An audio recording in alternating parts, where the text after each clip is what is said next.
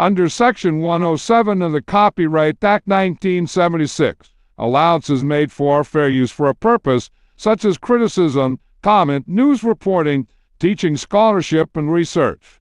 For uses of use permitted by copyright statute that might otherwise be infringing. Nonprofit, education, or personal use tips the balance in favor of fair use. Now let's start this dang show. You gonna have any fights this week? Oh man, we gotta have some fights.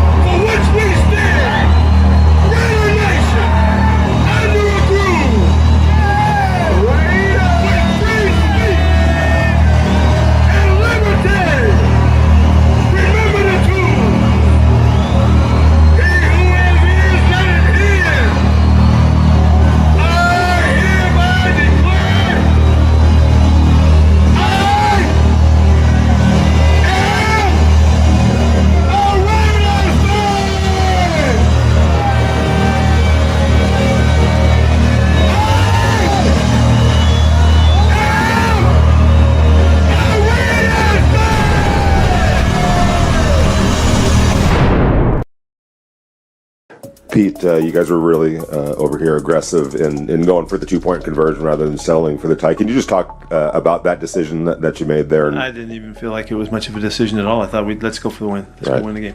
What was the play right there, and what exactly happened from your vantage point?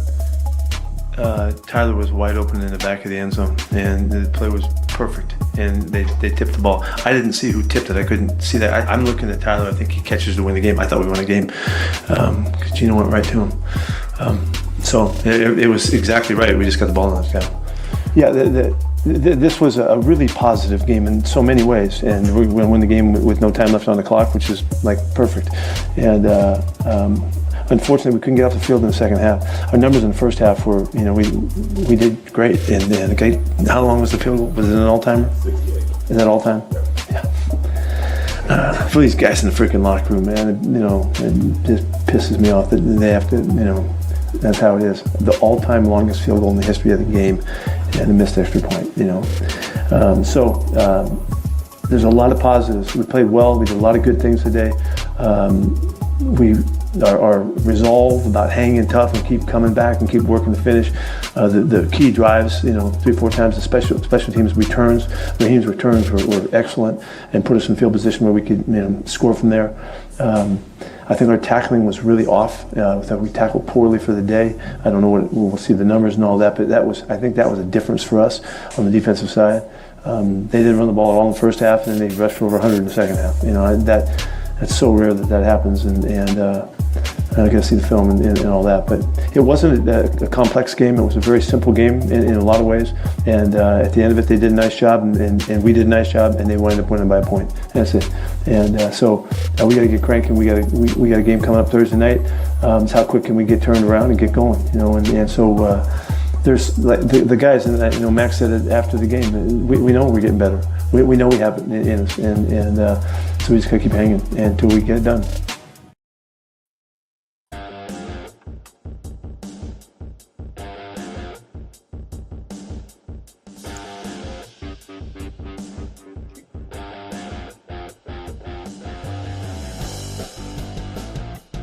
Can't hear you, Sal. Sorry, Savage.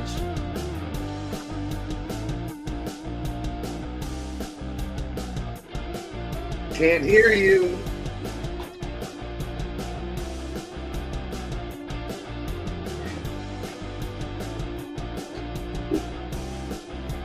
Can you hear me now? Nope.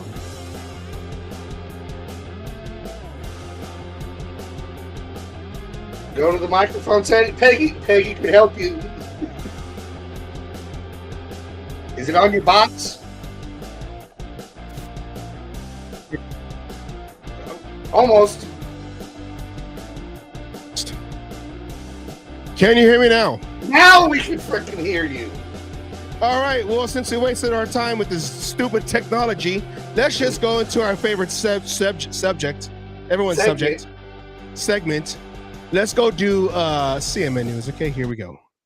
That's you. Go ahead. This is CMN, a cage match news update. Hello, this is Asylum Burgundy at the Al Davis News Desk for your cage match news update. I don't want to come off negative, but I'm starting to believe we are not that good of a team. What else is there to say? We lost and Gino did what Gino does. Not win. Brock Bowers returned back from injury and reminded all of us why we missed him with 3 touchdown catches. F&A, Cotton, F&A. F&A is right, especially after this one-hander was ruled incomplete but was overturned because booty cheeks equal both feet for the score. Usually you pay double for that kind of action, Cotton. Indeed you do. Like they had to pay for this missed extra point by Daniel Carlson, which resulted in going for this decision. It's a bold strategy, Cotton. Let's see if it pays off for him. He will not be able to see very well, Cotton. Jags defense. Hamilton swats it away. Wait, what the hell was that? I feel shocked. You know, we had the alert that we wanted, had the play. Chip called a great play. Got the alert we wanted. They reacted how we wanted. Tyler Lockett was open in the back of the end zone. You know, we win the game if guy didn't jump up and tip the ball. Hats off to him. He made the play. This guy is filled with excuses. It looked like he double clutched for a second there. Did you think the defender was going to carry it back over to him, or what was the reason on the double clutch there on that 2-point conversion? That's football, brother. Are you kidding me? This guy needs to sit his ass down and never touch a football again. Word, Cotton. Will you shut up? You're getting annoying now. What else was annoying was this guy hit a record-breaking 68-yard field goal. And of course it was against us. How long was the field goal? Was it an all-timer? 68. Is that all-time? Yeah. For these guys in the freaking locker room, man, you know, it just pisses me off that they have to, you know, that's how it is. The all-time longest field goal in the history of the game and a missed extra point, you know. I wanted to say don't worry, Pete, but my research team told me this was a parody account that posted a fake random drug test notice. Damn. That reminds me. Victor Kant has passed away at 75. You might know him from the Balco scandal, but I know him from Oakland's own Tower of Power. And thanks to social media cycles, when asked about the cream and the clear, it's no longer about athletes and now tied to Diddy parties. Yee-haw. And speaking of screw jobs, the 28th anniversary of the Montreal screw job is coming up, where Bret Hart was unknowingly screwed over by Vince McMahon. Derek Carr addressed the similarities as a caller compared that to the end of his Raider tenure. Oh, I know you're a wrestling fan. Did Josh McDaniels Montreal screw job you when you were with the Raiders? What a great question. You brought up the Bret Hart. That's fantastic, Cinema. Look it. I cannot answer that how you want me to answer that. But what I will say, You can pass the phone over here. what I will say is your question was the best question I think I've ever heard in my life. Great. That means yes. As much as I miss Derek Carr playing quarterback, we have to go younger. And with Pete Carroll and Geno Smith with 3 years left, I've been scouting QBs in high school, like this one here.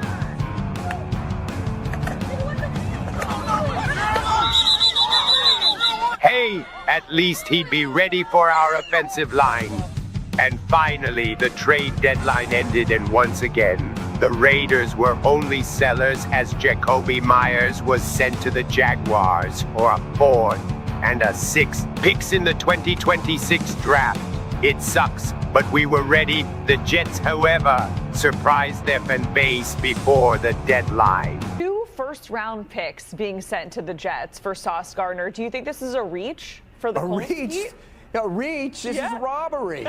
I mean, my gosh, not only are you getting 2 first-round picks back, you're giving up an enormous salary. Makes sense, but what about the children? The Jets traded Sauce today. To where?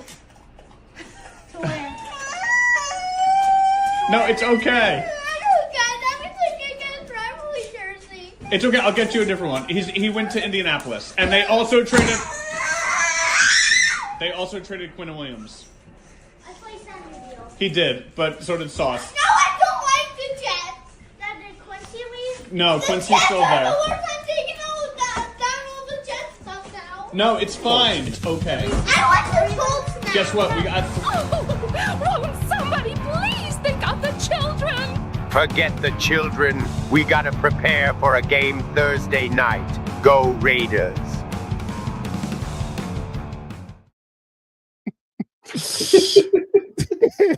He's got paid double for that, Cotton. I love that. It was a long one. A lot of news happened, and Silent Burgundy was on all of it. And rest in peace, Victor Conti. We all remember him from the Balco, but old school people know him. Bass player. He was in one album. That's the album that was showed for Tower Power. So shouts out to Oakland and Tower Power. All right, Asylum. Let's go on and get to where we got to get to, because we need to know and understand what's going on with this NFL. And the only person that I know who can do this straight up, no holds barred, is Miss Peggy herself. So let's go and bring her in and let's get this going. Here we go.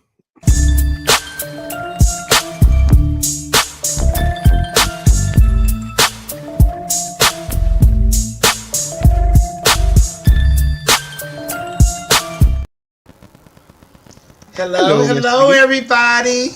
Hello. I'm still stopped on you guys.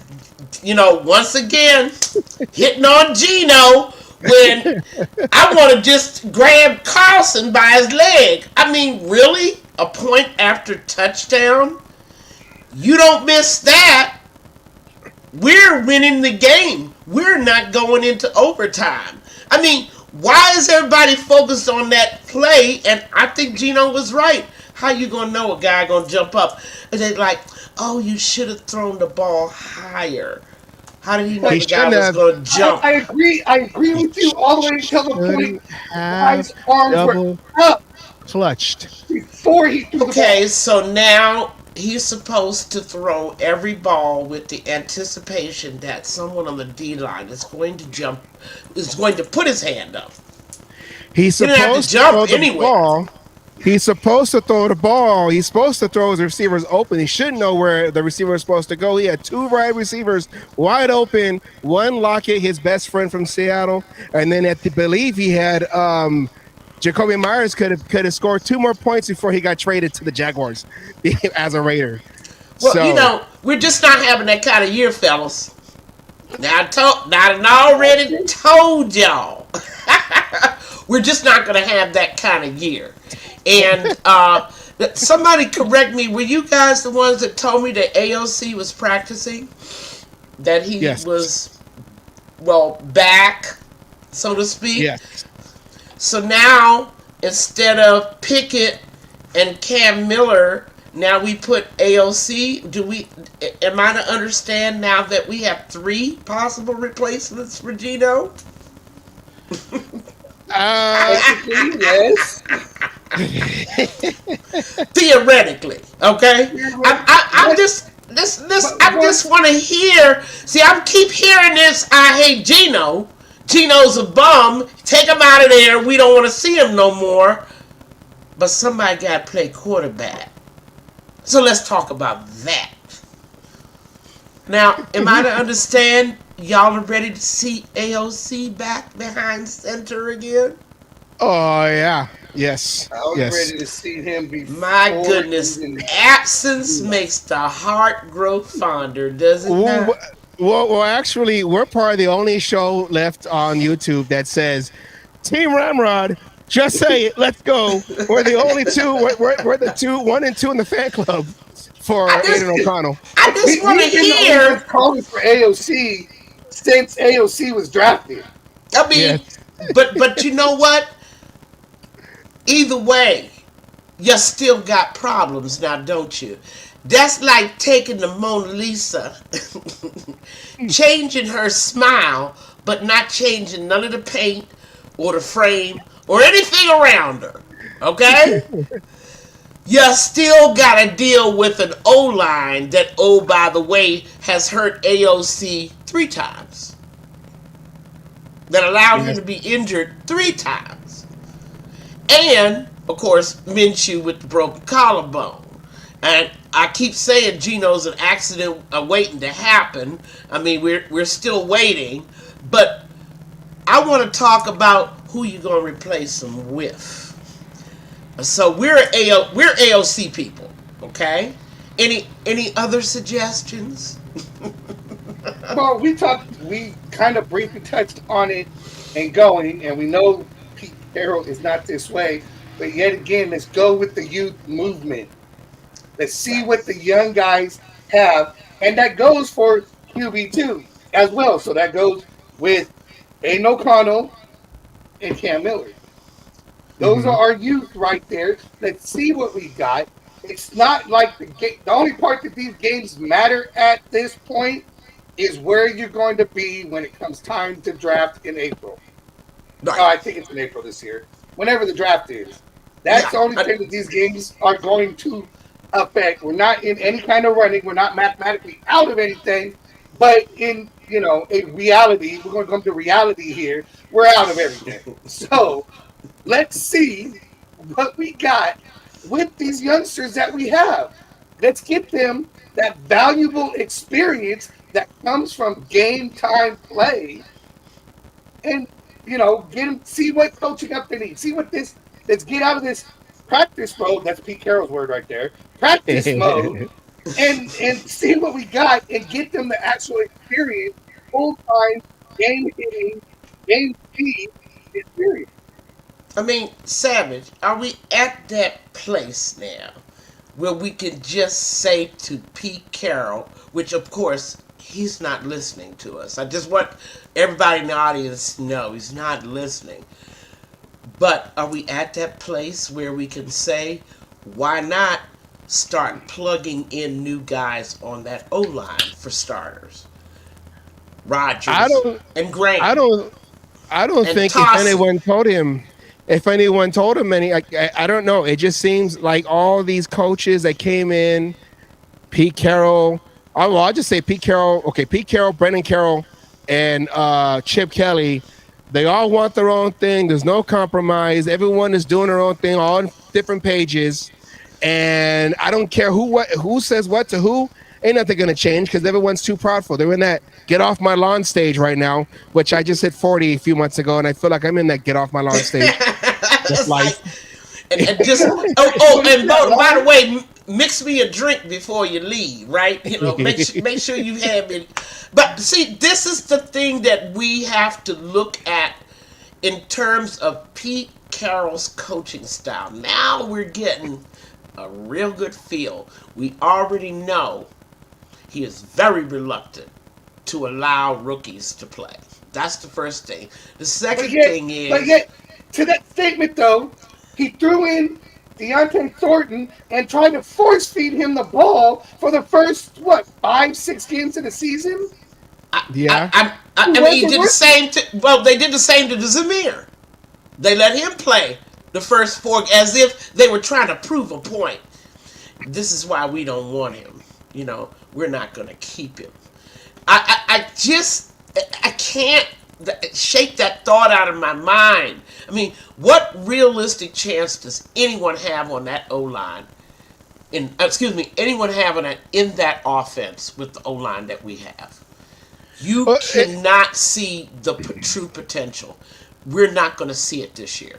We're just not going to know.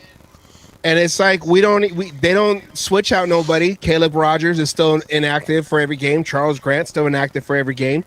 There is no change, and they know the offense line is one of the lowest in the league, and they don't try to make any changes. That's Brennan Carroll, and I don't want to say and Pete Carroll, but most likely Brennan Carroll. That's his guys. That's his unit, and ain't no changes, so they don't activate any of the young guys to see how they can do. There's no attempt to mix and match and try to plug in. It's obvious that the combination that we have, the five that we have, and I talk about chemistry all the time between those linemen, they're not getting the job done, and I will include JPJ in that. I just don't see why we just can't start moving. Now, the captain made some interesting suggestions free of charge to Carroll about what he thinks should be done with that O-line. He thinks Glazed should be moved to left tackle. And he thinks you need to plug that boy Rodgers. I think Rodgers is the tackle at right tackle. And then he thinks that Tossie needs to come in as one Grant's guard. The tackle. Grant's the tackle. So Grant at right tackle. Look, I haven't seen these guys since the day of the draft. You have to forgive my old age, okay? And plug the other young boy at one guard. Parham needs never to see the field again, okay? Yes, and yes. I just Meredith too, but the captain says move JPJ back to center. I don't think that's a great idea, but that will allow them to bring in Tossie, okay? Who's one of his favorite guys at guard. Yeah. Okay. Now, if we had a guy like Tom Cable, he would have been mixing and matching immediately. Because you always got to do that early on in the season. Yes. You come out of preseason, but you're still playing around with your final alignment of the players, because you might see something in a game saying, you know what, I like that idea of moving Glaze to the left. I like that. But off of your point, Brennan Carroll coached under Tom Cable in Seattle. I know. That they would have picked some kind of pointers up, and I don't understand why Pete just didn't get the man himself. He was free. He was free. And he did an interview with the Seattle Marshawn Lynch and the other guy. You know, they had their podcast, and I watched it at the beginning of the season. And I don't know if he was hinting at Pete Carroll, but he goes, yeah, guy, I think he said something like a guy I used to work with, had an opening, and I thought he was going to call me, but he didn't. So I don't know. Because he wanted to plug his little boy in and get him moved into the barracks. But you see, that goes again to now we're understanding Pete Carroll's coaching philosophy. He obviously has favorites. And then I want to address another thing that, Asylum, you just alluded to. Something going on between that coaching staff, the chemistry of that coaching staff. And let me start out by throwing this right on the table. Neither the quarterback nor the O-line coach was Chip Kelly's selection. Okay?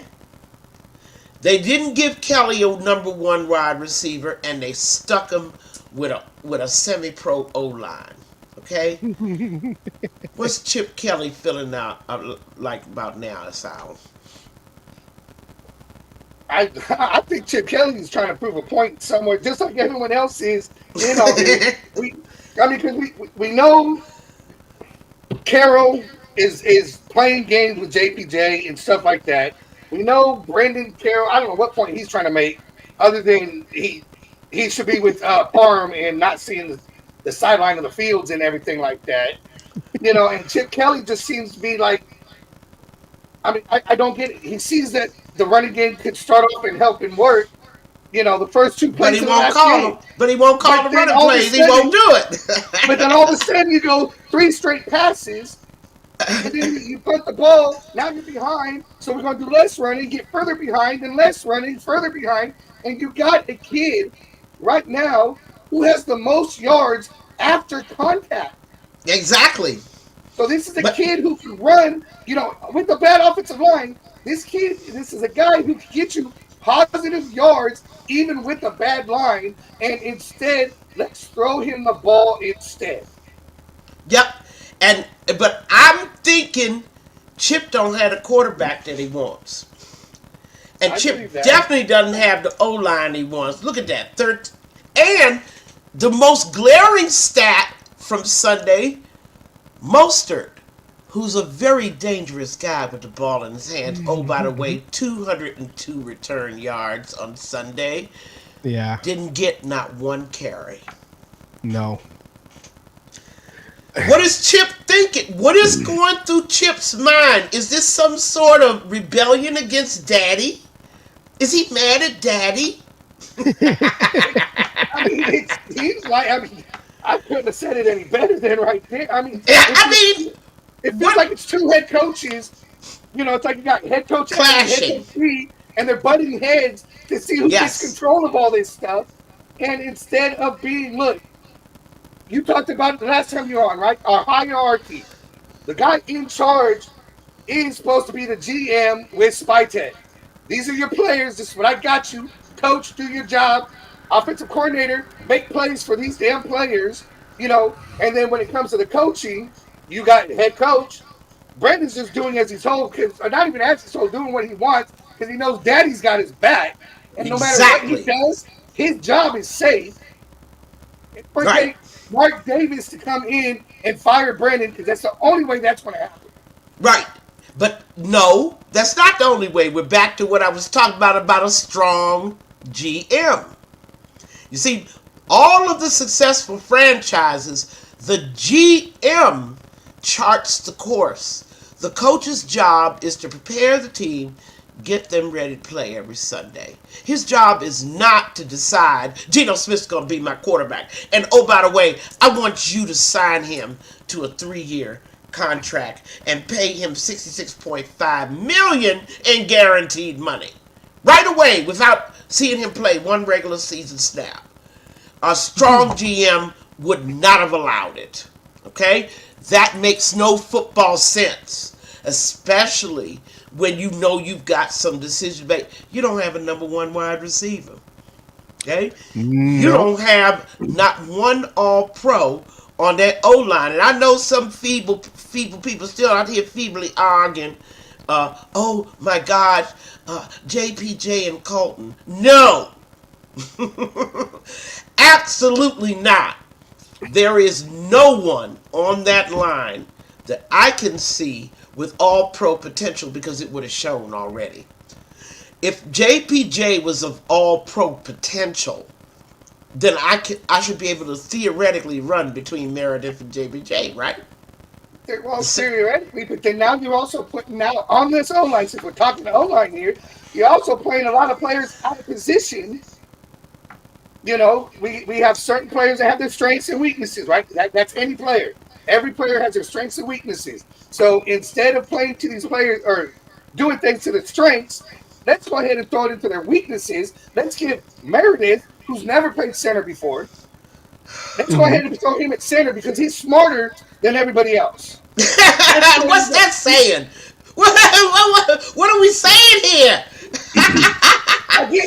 I joke around when I say it this way because I don't really feel he was this way, but we dealt with the senile owner, and now we're dealing with the senile coach. Can we go away from senility here and get some? I'm tired of living in La La Land. Is that a word? No, senility is definitely a word, okay? And I never, me being so close to approaching those senior citizen years, I try to be as delicate as I can about throwing that word around. I mean, the question people ask, has the game passed Pete by? I think that's I said that last week. I said that last week. I feel like That's cliche, though. It's a cliche. What you are saying is Pete doesn't have the guys that he needs to implement his system. But let's go back to what we were talking about. This chemistry in this locker room between the offensive coordinator and the head coach is killing us. Yeah. And let me go back also to the fact that once again we got a newbie with training wheels on in the GM in the front office. For example, I got a Sherlock Holmes mystery for y'all. Tyler Lockett did not get signed until April 28th by the Tennessee Titans. Yeah. Why was Tyler out there so long when Pete had an opportunity to bring him in and get rid of Jakobi before the May OTAs? And that was funny because when he was let go and younger, when he was let go, we all assumed, okay, well, Pete Carroll's, let's get all the Seahawks he can. That's free. Mm-hmm. And we'll get a receiver that runs with Geno Smith. And he didn't even go after him. So you see what I'm saying? Now, all of a sudden, that we have broke glass because of emergency, suddenly Tyler Lockett becomes attractive. After you've totally disengaged Myers, after you totally disrespected him, he doesn't want to be here. But had you brought in Lockett in April and got traded or got rid of Myers, like you didn't want to sign him, why didn't you get rid of him? See, a strong GM would have solved that problem off season. I agree. I think personally with this whole Jakobi Meyers part right here, they were hoping they had every intent of trading him, especially after the trade request. But they were hoping they'd be able to get that higher pick because of in-game performance and come back and say, look what he's doing, and we want a second-round pick, kind of a situation, and instead it backfired. Because either way, the only good thing about the Jakobi Meyers trade, because this was his last year of the contract, is we got something for him. Mm-hmm. Well, but what could we have gotten for him back in March, in April, coming off his best year as a pro, even before the draft? We would have got that third easily. Yeah. Who made the decision that they didn't want to sign Myers, but by the way, they wanted to give $60 million extension to Colton? Who made that decision? Carroll, the guy running the team. Y'all need to understand what's going on in Pete Carroll's mind. And to me, it is a coaching style that really is more leaning towards favoritism than performance. Yeah. Okay? And aren't we tired of that? With that weak GM in that front office, he can do anything he wants, right? No one's going to push back on him with such obvious things like, why would you let a disgruntled Myers even start your season and then have to fire sale trade him in November? Does that make any sense to you whatsoever? A strong and experienced GM would not have let that happen. He would have either signed Myers or he'd have got rid of him in the offseason, because he knows after the Devontae Adams debacle, we don't need yet another disgruntled wide receiver in the house.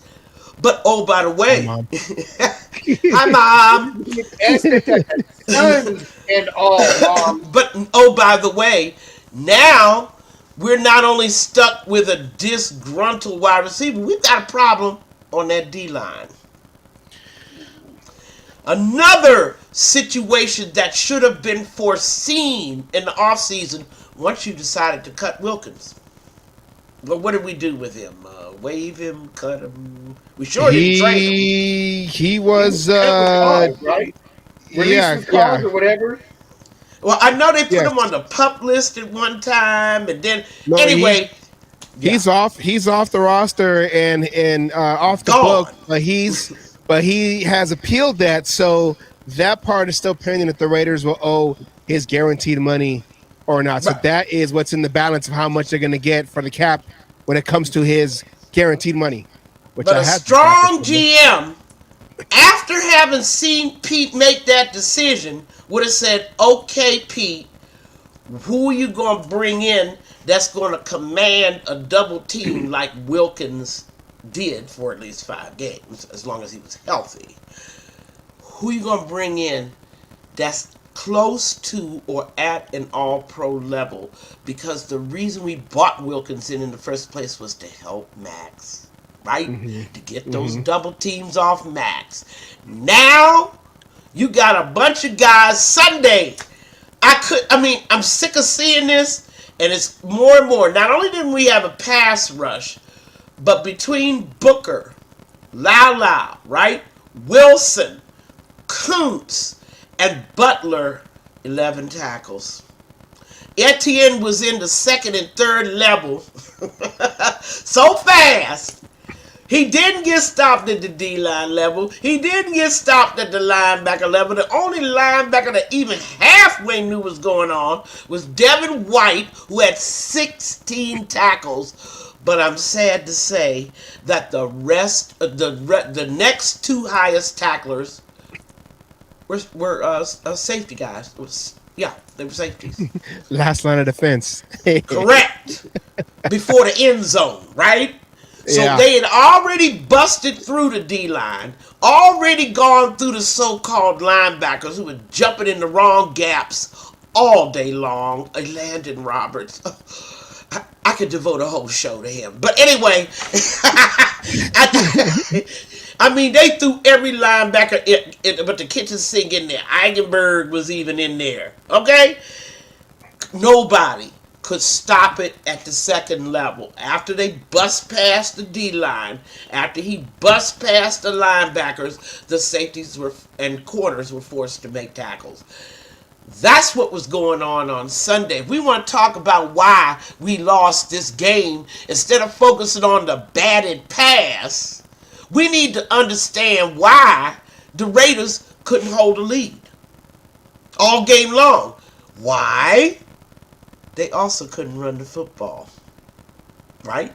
Yeah. We couldn't keep the Jaguars offense off the field. And then when they were on the field, our boys, 367 yards. 100. The Jags ran for 151 yards on Sunday. We got a problem at DT. I'm telling you. And it's both at the pass rush and stopping the run. First I thought, well, maybe it's just one. What are y'all looking? See, everybody's looking for a reason to blame Geno for the loss. No, look at that. Look at those stats and tell me what you see. Looks like something that happened when Derek Carr was here.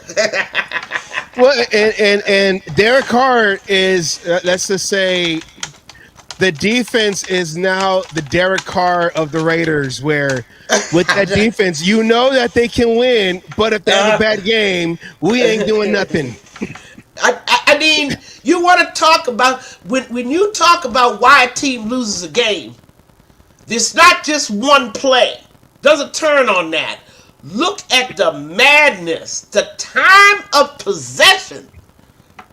Look at the time of possession, the imbalance. Basically, the whole first quarter was the Jaguars. And they controlled the whole first half. And then I believe it was even the fourth quarter. The third quarter. Yeah. It was just unbelievable that the middle of our defense just wasn't there. Even a 60-yard field goal, I know they only went to half the. There was that kickoff by 1 yard that 1 yard that fell outside the drop zone, that landing zone area that got the 40-yard penalty or whatever, on the 40-yard line. But they were able to go real quick and then scoring that 68, which kind of turned the game. And if you really think about it, going to halftime after the 68-yard field goal. And I mean, who does that? I mean, just the fact that the 68-yard, take that off the board, all right? Even with the miss, we still would have won in regulation. Why are we on the batted pass when our defense performed so poorly? Okay? And as I said before, when we have 0 or 1 sack, we will always lose that game. And so far, every time, you have to put pressure on the quarterback. You know that boy Trevor is a loose cannon. I call him my little surfer boy. Sunshine. You know Sunshine. You know that boy. You want to talk about Geno?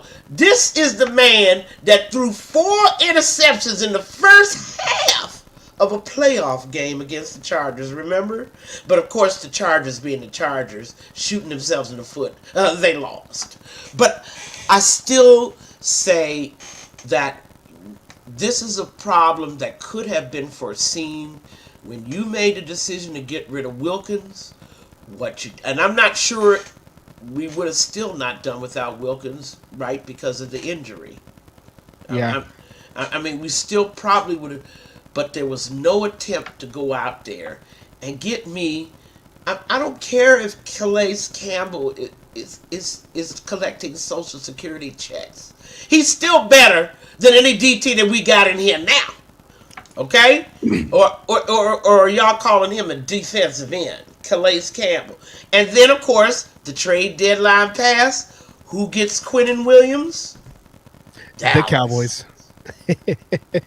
We don't even. Could we not use a Quinnen right now? Well, and I was in this even in the offseason when we started the free agent market earlier this year.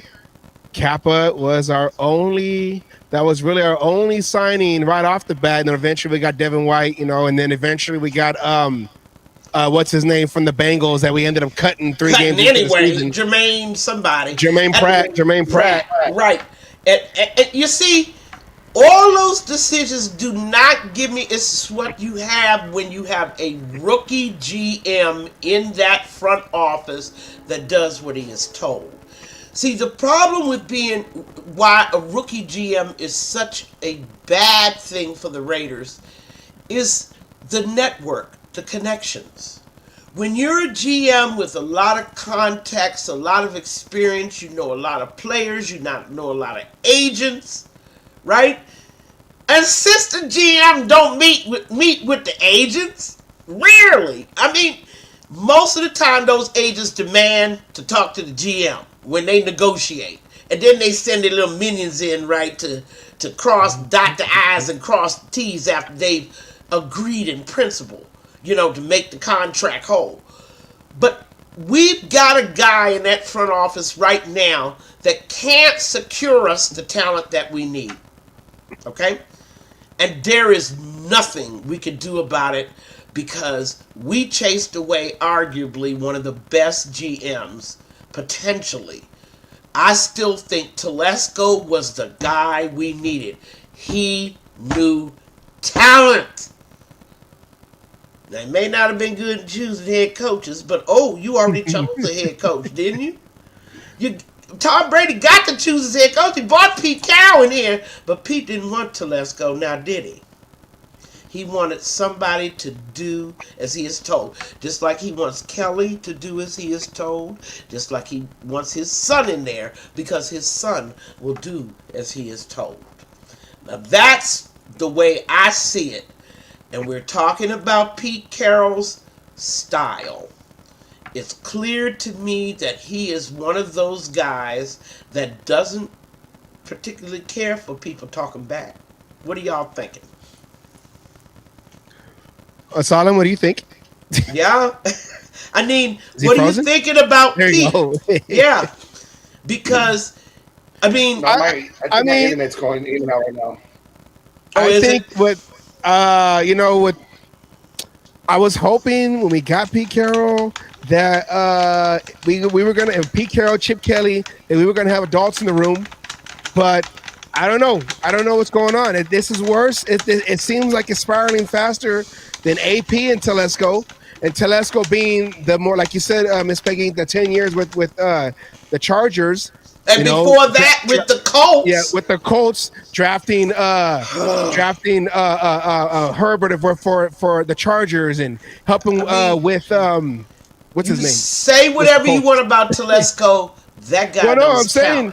I'm saying with last year, we knew, I guess we accepted the AP rookie coach. We're like, okay, he got that 1 year under his belt, full year. Let's go to the next year. Then they said, no, we're going to go for our new guy. Ben Johnson was on the table. Don't know exactly what happened there. So they just said that he wasn't an option. We got Pete Carroll. We're thinking, okay, Pete Carroll's been there, done that. Okay, this could work out. He's really just going to build the foundation, and then the successor's going to take over and carry the baton. Yeah, but that was in our minds. That's not in Pete's mind. And now we're over here trying to figure out, like, wait, this is not what was sold to us. This is not. Is there limit laws for coaches? Are there limit laws to coaches? We thought we were getting a classic, and we're not. I mean, the other thing, and on my other, where I go sometimes to chat with other people, I've actually made a list of at least 7 mistakes in just this first year with Pete Carroll that I think the ones, and I've already mentioned a few to you. I mean, the mystery why Lockett is still out there late April looking for a job. I mean, Lockett's your guy. Why don't you pick him up? Why did the Tennessee Titans? I mean, just things like that make me say things that make you go, I mean, just the thing. But the thing that really kind of got some emotion out of me was what he did to Bowers. Okay? Yeah. What he allowed to be done to Bowers. The guy injures himself game 1. And I know I said this last time I was on. The 3 games where he played on that knee brace instead of sitting his ass down and getting better. All he needed was rest. We could have had him back for the Kansas City game. Mm-hmm. Oh, yeah. Mm-hmm. Why would Pete make that choice? Why would they suit him up 3 weeks in a row? And don't tell me about put me in, coach. No! The player don't get the last say on that. The head coach does.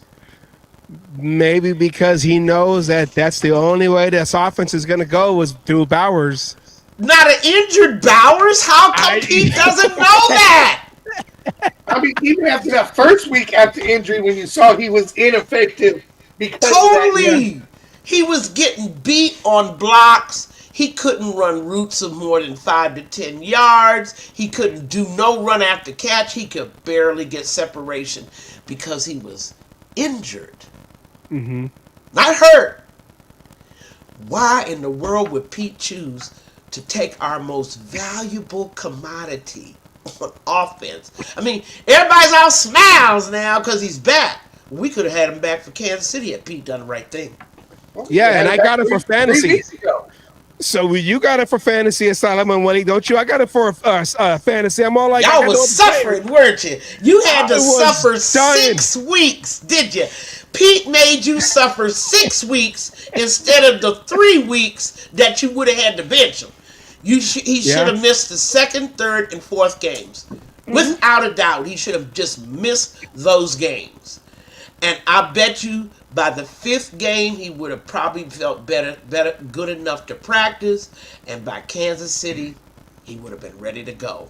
Why would Pete make the choice to treat our best young guy that way? There's a maliciousness about that. Somebody talk to me, because y'all got to talk me down out the tree. I wish I had that answer, because he's playing games, like you said, with Brock Bowers, JPJ, and I'm sure there's other players. I'm sure Pratt might have been one of them, and that's why that situation ended the way it did. You know, he's playing games with players, whether it's a head game, physical game, like with Bowers and everything. I mean, you got to compete. I don't know. I mean, you got to compete. You got to compete. I don't understand the philosophical choice. Why in the world would you risk that young man's future? Why would Pete make that decision? And don't tell me it's desperation. You knew a hobbled Bowers was of zero use to your offense. I'm gonna zero. I'm speaking coach's logic. Well, because even at 50%, Brock Bowers is better than 100% commoner on the field. Just the idea of Brock Bowers is going to, you got to go, you got to draw plays against him. You got to focus on him. Well, then it goes back to the greatest disappointment I have about Pete. I thought Pete knew talent. I don't think Pete knows talent, especially on offense. It's like John Gruden knowing how to draft. Right. I mean, I thought Pete knew, remember we were talking in the offseason, even in August and September, how we had to trust in Pete about this O-line because we were a little nervous about the fact that the same 5 guys were starting, that started in 2024 was starting in 25. And this the same 5 guys gave up 50 sacks, hurt my quarterbacks 3 times, got my quarterbacks hurt. Okay? And we were a little nervous, but we said, well, maybe Pete knows something that we don't know. No, he doesn't. Now I know he doesn't. He don't know nothing.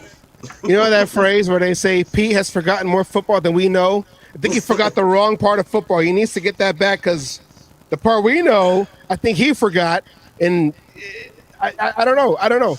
Because a lot of it doesn't make sense. The compete mantra he keeps saying does not fit with how he's treating a lot of the players. Parham does not get pulled off the line, but there's a revolving door between Kappa and JPJ. Meanwhile, the other revolving door, Parham on the left side, continues to spin. Those guys get through. I mean, you do nothing about Parham, but you want to tweak, JPJ's attitude, okay? Thereby doing something with that young man's confidence level. I mean, his confidence has got to be low right now, and everybody on that line's confidence has got to be in the dirt, as deservedly it should be. They're trying to play pro football, and they're only semi-pro. So, I mean, I can understand with the huge gap in talent why it's very frustrating to all 5 of them. But the point is, when the cavalry ain't coming over the ridge, you got young talent, albeit rookies. Pete won't even entertain it. No. And like we were saying earlier, there hasn't even been anyone coming in trade for a backup guy. I don't know, get someone else new in the offensive line. I mean, make some move, something, make it something. I don't know. Not one move, and I believe it's because Pete is running that front office, not Spytek. And I know some people will disagree with me. It's okay. I've been disagreed with before. But I still believe that Pete is running that front office, the exact structure that has gotten us nowhere for the last 20 years.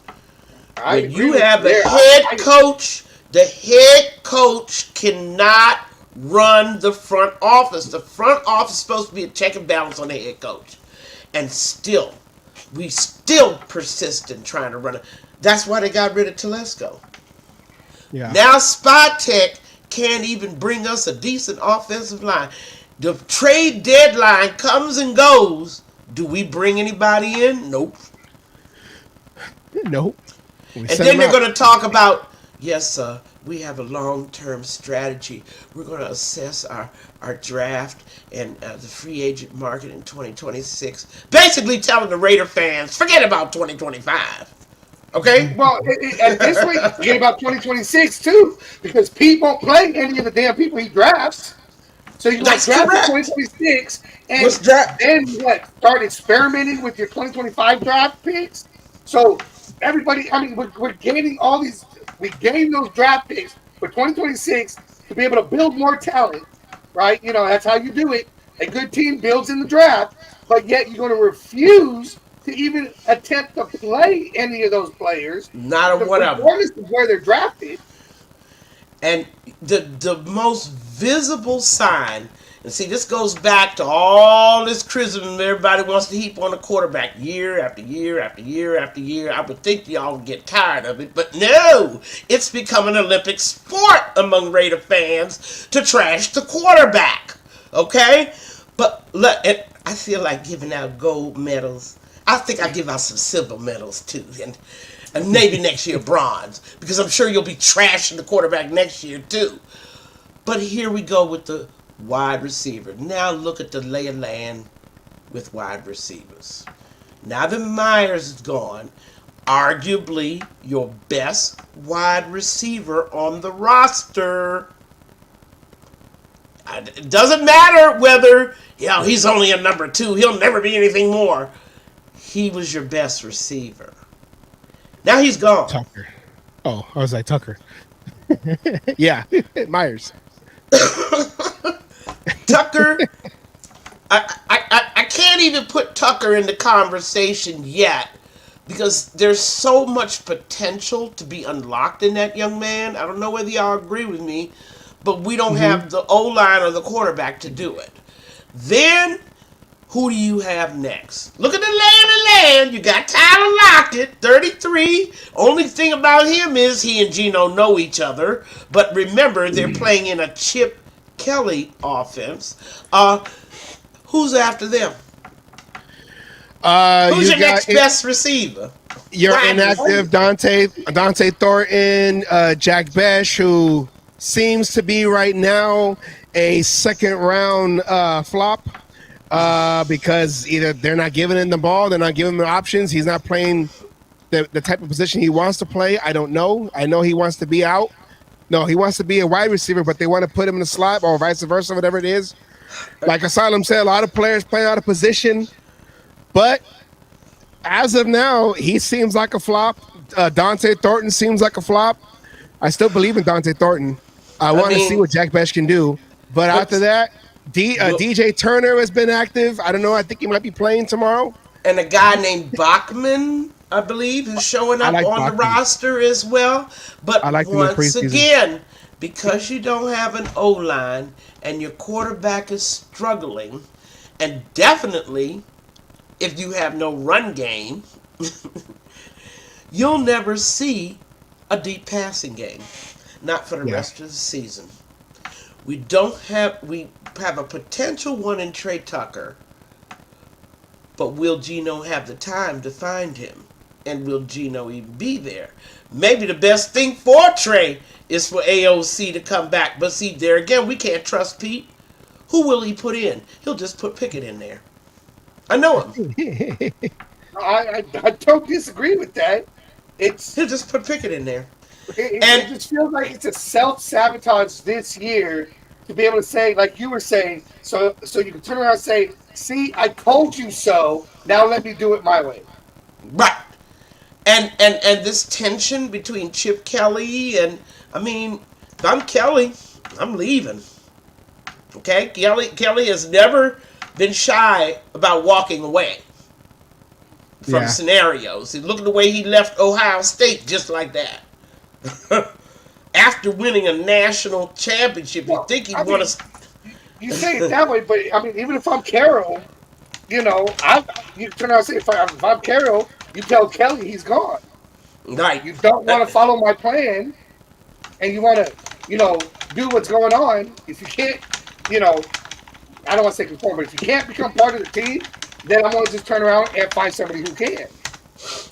And Ed, you talking about High Sack Town, Ed, you're talking about something that can never happen. Look how long the NFL owners let Dan Snyder stick around.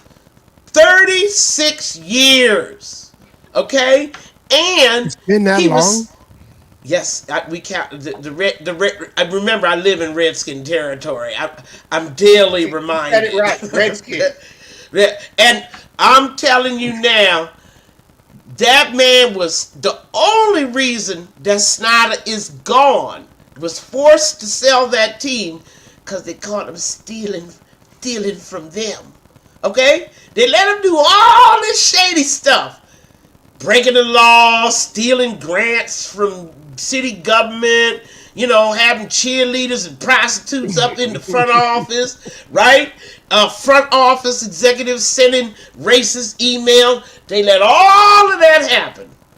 And they didn't make him sell that team until they started stealing from them. Underreporting, profits and such. And that was when they decided, you gotta go. 36 years. I want to be sure, because that's the last thing that the Redskins fans told me. How long did Dan Snyder own the Redskins? It was over 30 years. Excuse me. 24 years. Okay. Yeah, because I was like, I remembered him. I remember when he bought the team. That's why I was like, wait, it's been 30 something. I remember when I was 4. No, it was 20. It was 24 because you were dating it from the date. I mean, he sold it in 2023 because the NFL made him. Now let's switch to Mark. Let's put that same scenario on Mark Davis, because he's an owner. He's a member of the Good Old Boys Club too. Please don't forget that. Mark hadn't done anything close to what Snyder has done. No, and he won't do anything close to how his dad has done fighting the league. He'll just, okay. Exactly. Probably the only controversial thing is having Tom Brady as his minority owner. Who's... I mean, there's such a thing as talking about wasting your breath. And talking about Mark selling the Raiders is a waste of time. That's never going to happen. We're now the Redskins, stuck with an owner who doesn't know football and isn't really interested. He's just not interested. And for that reason, we'll always have clowns. Yeah, I never did understand what was going on with Woody Johnson and all that. Maybe when the Jets fans have tried to explain it to me, I still don't understand why the Johnson family, just has never been interested, but they're not interested. And for that reason, Mark keeps handing it over to people, run it for me. Okay? And that's why we get the Grudens, the McDaniels, and now Pete Carroll. Another run it for me. I'm not really interested in that. Mark's not selling this team. And the NFL's not going to make him sell the team either, because he's done nothing wrong. Until he, makes a move like Snyder and starts stealing from his brothers. That's the only way they'll get rid of him. Until he starts stealing from his brothers. So I really think people who continue to talk about Mark needs to sell team, why are we even talking about Mark? Let's talk about the guys that he hired. Let's talk about accountability. Let's talk about the favoritism and the nepotism and the refusal to play rookies and the stupid, blind, dumb personnel decisions that are being made on a daily basis in this franchise. And with that, it's time for me to head out. We nearly need, and tomorrow night, we're in Denver, right? So that it would be nice to see Carroll, going head to head with Peyton, but that's not going to happen because Peyton has a lot more talent than we do. Way more. Bo Nix. Well, he developed Bo Nix. Bo Nix is his new Drew Brees, right? Bo Nix is the truth. Yeah, he's his new Drew Brees. I thought Bo was just a phantom like Jaden McDaniels is Jane Daniels is turning out to be. Don't get me started. Remember, I live in Redskin territory, so ad nauseum. Oh my God, what's going on with the Redskins? I told you Dan Quinn was a fake. And so is the one-trick pony, Cliff Kingsbury, who everybody wanted to come here. But anyway, we Not will everybody. talk. Yeah, you bet that right. But we'll talk in 2 weeks. Hopefully, more and more about Pete Carroll style is clear. Talk to you. Bye-bye, everybody. Love you. Miss Peggy. Oh, sorry. Go ahead.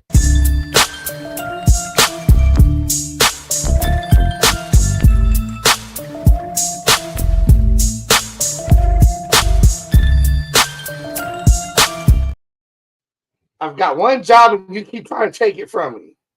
I hit the wrong button. Sure. I'm going to go with that.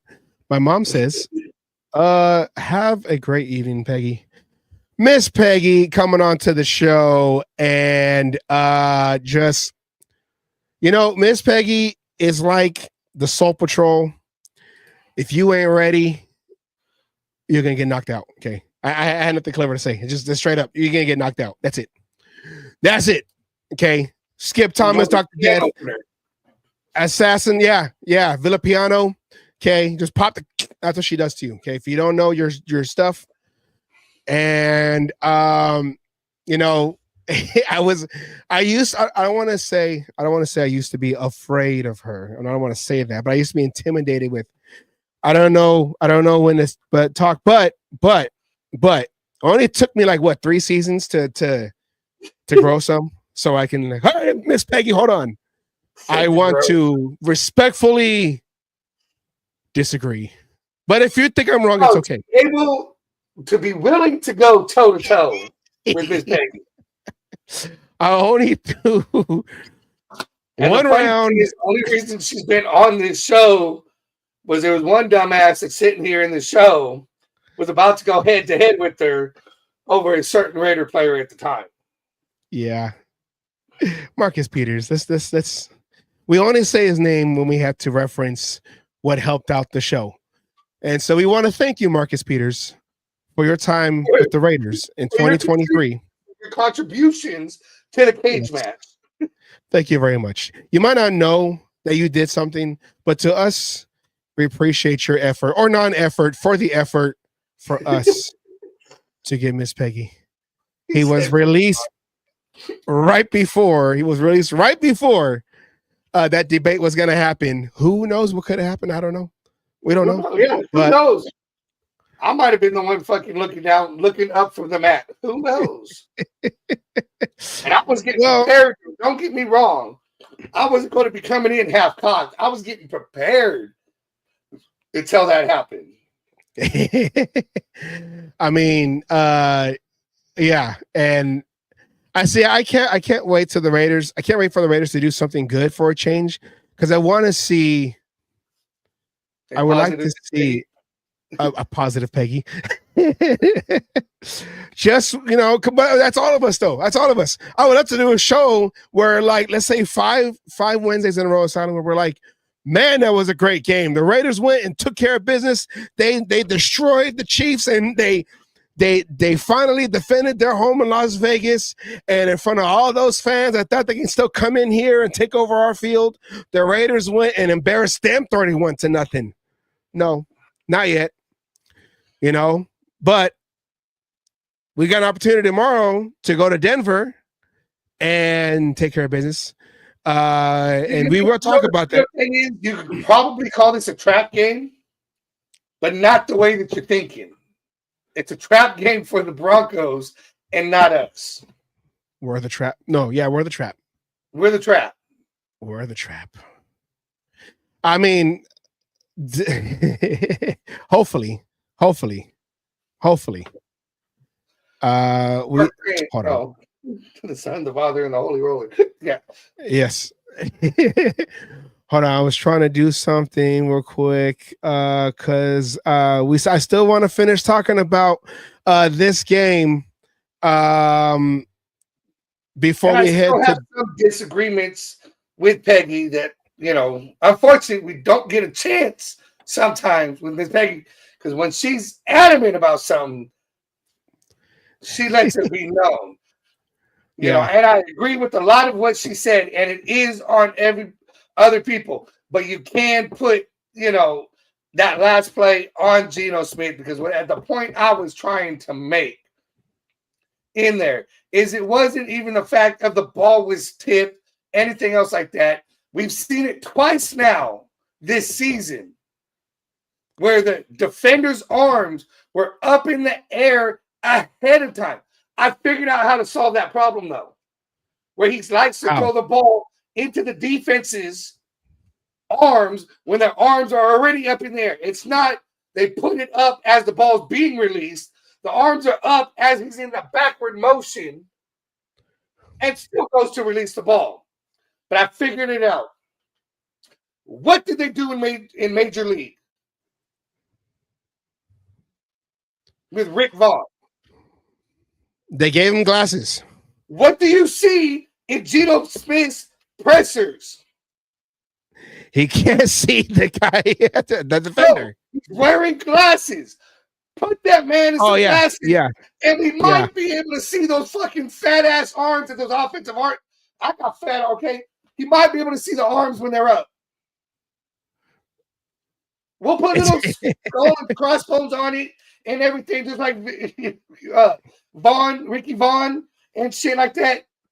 Geno Smith needs to take the contacts out and put some fucking glasses on, because then maybe he'll be able to see what the fuck's happening on the field.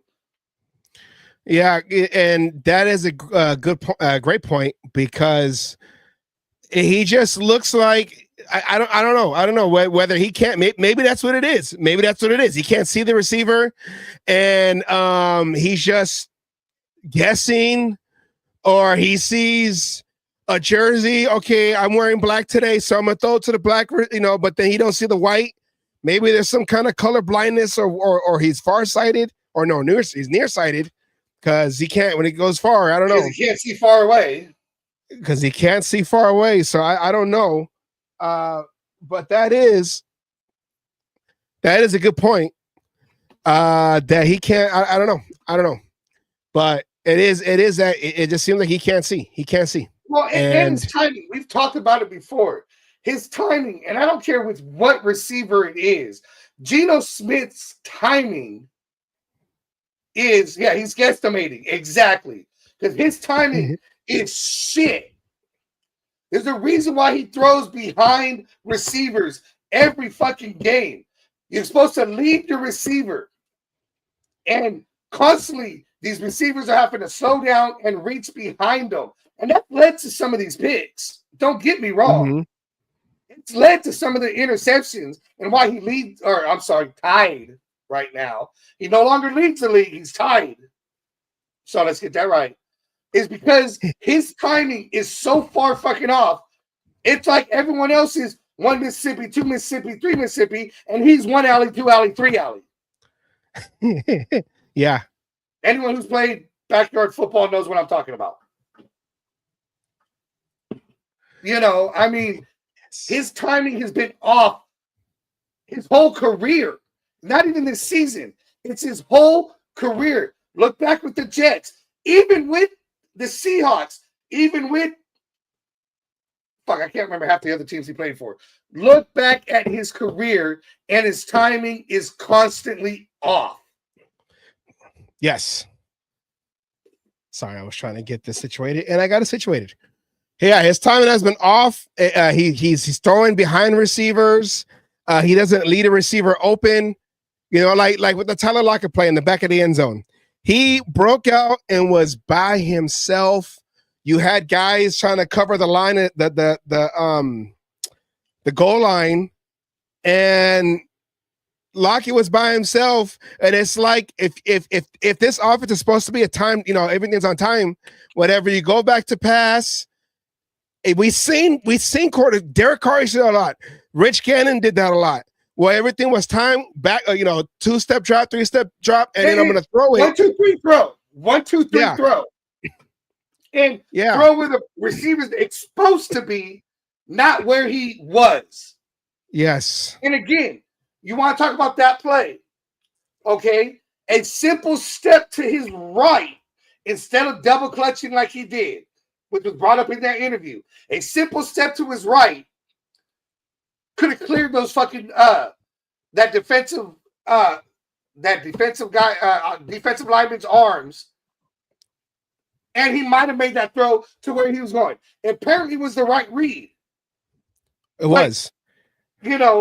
Well, remember, there was somebody open in the middle of the end zone.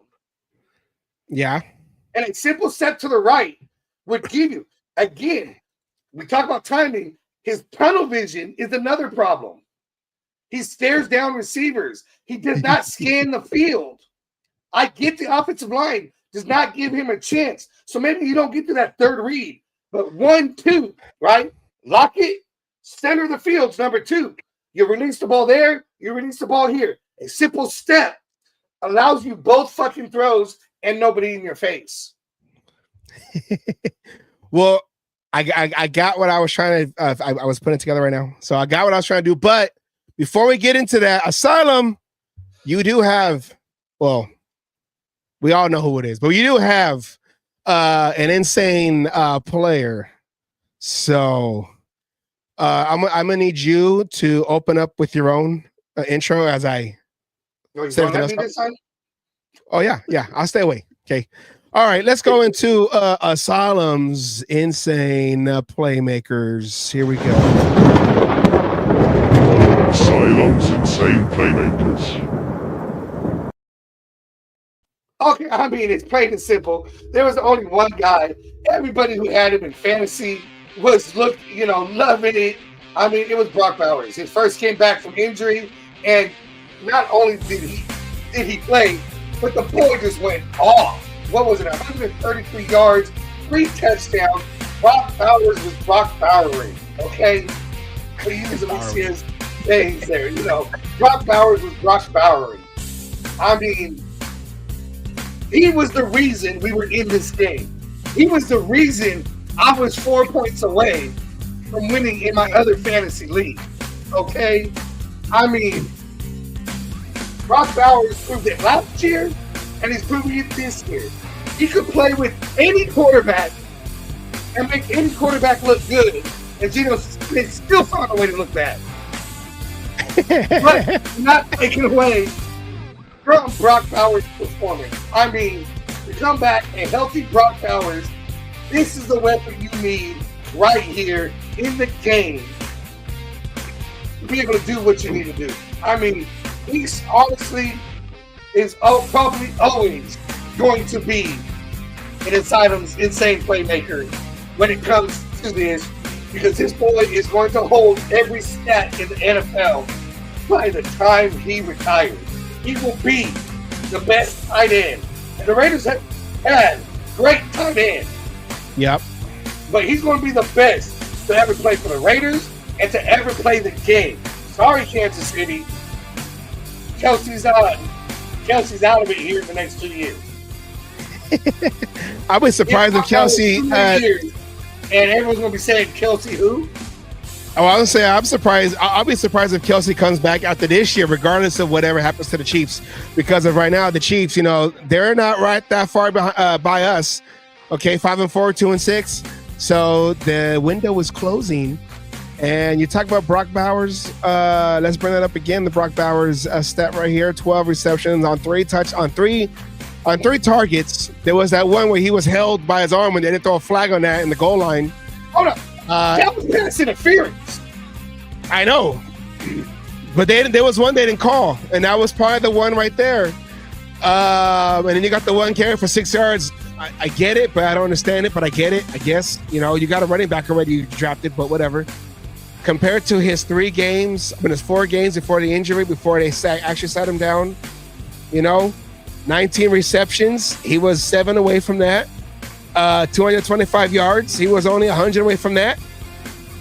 11.8. He was only 1 yard average away from that. Yards away from that. 3 touchdowns. Didn't get 1 touchdown yet before his injury. Insane. Well, again, he got injured in week 1. What was it? The third quarter, if I remember correctly. Week 1. Yeah. And then you play him for fucking 3 weeks. And he didn't do shit. Because he was hurt. I mean, he even said he hated playing with that knee brace. Mm-hmm. And then you take that same 3 weeks you played him, like Peggy was saying. He was spot on with this. You take that same 3 weeks he played and did not produce, but he sits instead. He comes back in what without be week 5. 5, 6, 7, 8. Well, 8 we had to buy. So 7 and 9. Now we have the production of Bowers. And not saying we would have won. I mean, right, he would have been out on the Bears. You know, the Colts game, who knows what it would have been. He might have been able to win the Titans fucking game. We did win. We just it should have been more points. Yeah, you know, I mean, got blown out by the goddamn fucking Chiefs. It's like there's no moral victories, but there are unmoral, losses or victories. And I know some people, I know Ed said it, I know Peggy said it, they were all for going for it on that play to win the game. I'm not. I'm one of the few that thought, why not go for the tie, right? Because then, I mean, you got to remember, we haven't won a game at home yet this season. And when was the last game we won at home? I don't even remember. It was that Titan game where we should have blew them out of the park. Oh, that was at home? Okay, I'm sorry. Yeah. We won one game at home. My bad. Shows not paying attention to where the fuck we're playing, but anyway, well, but that was a momentum builder for the team. To walk out of there with a tie, right? And build momentum off of that to be able to go. And instead, you're going into this week as losers. Yeah. Well, Pete Carroll, he was, of course, happy that Brock Bowers was back and had the performance that he did. Here's Pete Carroll talking about the impact of Brock Bowers since he is the insane player. Let's talk about that. Right. I got it. Here we go. Oh, you got it? Okay, go ahead. Coach, this may go without saying, but how much did this offense miss Brock Bowers, and what did he do for you guys today? I mean, could it be more obvious what a great player that he is? And we have the way to get him the ball. They hooked it up great. Chip got him open. Gino hit him. Fishes, he was great. I think he had. Did he catch 11 balls? 12 targets for 11 balls. I mean, just great efficiency, and his run after catch was excellent. His playmaking was excellent. The one in the corner of the end zone, the guy's pulling on his glove, and he couldn't get his hand up to catch the ball. He'd have caught that one too. Yeah. And for Gino, I don't know. I felt like this is a see. If Brock was there, Gino would be better. Here's this one of Gino, him talking about Gino and having all the weapons. Pete, Geno Smith was 9-9 in the fourth quarter, 2 touchdown throws, played well in overtime as well. Can you talk about just him kind of coming to life with Brock Bowers and Ashton Genty and kind of doing what he's... This is what we've been missing, okay? I mean, it can't be any more obvious. I mean, you can see Brock is such a good football player. This is what we watched all summer long and off-season, those guys hooking up, and it just makes everything better. You have a go-to guy. And I thought Gino played a great football game today. He played excellent, and under the pressure of it and trying to finish it, like you said, 9 for 9 in the OT, or was it, or in the fourth quarter? Yeah, that's what we know. And there's the things that we saw earlier in the year when we were trying to patch together. It just didn't seem like that was the character of team that we would be. And so I think this is the glimpse of what our future is about. So let's see if we can't get this thing rolling. Okay, I want to say this here before you get started. Next week, what I want to see for all of Pete Carroll's press conferences is the fucking on loop Ace Ventura talking out of his asshole with Pete Carroll's voice. That's what I see every time I hear Pete Carroll. Oh, this is what we needed. You're the reason he was out for 6 fucking weeks. 4 weeks. Or plus a bye. Well, we don't count the bye. Oh, no. Even the 3 weeks, he wasn't fucking effective. Oh, yeah. So that's 6 weeks. So that's what I want to see for every Pete Carroll's fucking press conference from this point on is Ace Ventura bent over and talking out of his asshole. He's the translator. Oh, don't get Asylum Burgundy ideas, okay? I'm dead serious. You're gonna fire report. 3 Stooges, which I've been trying to get you to do. Now we can change it to the 3 Blind Mice with fucking Carol, Spy Tech, and Chip Kelly. Yeah. Because ain't nobody know what the other person's fucking doing. So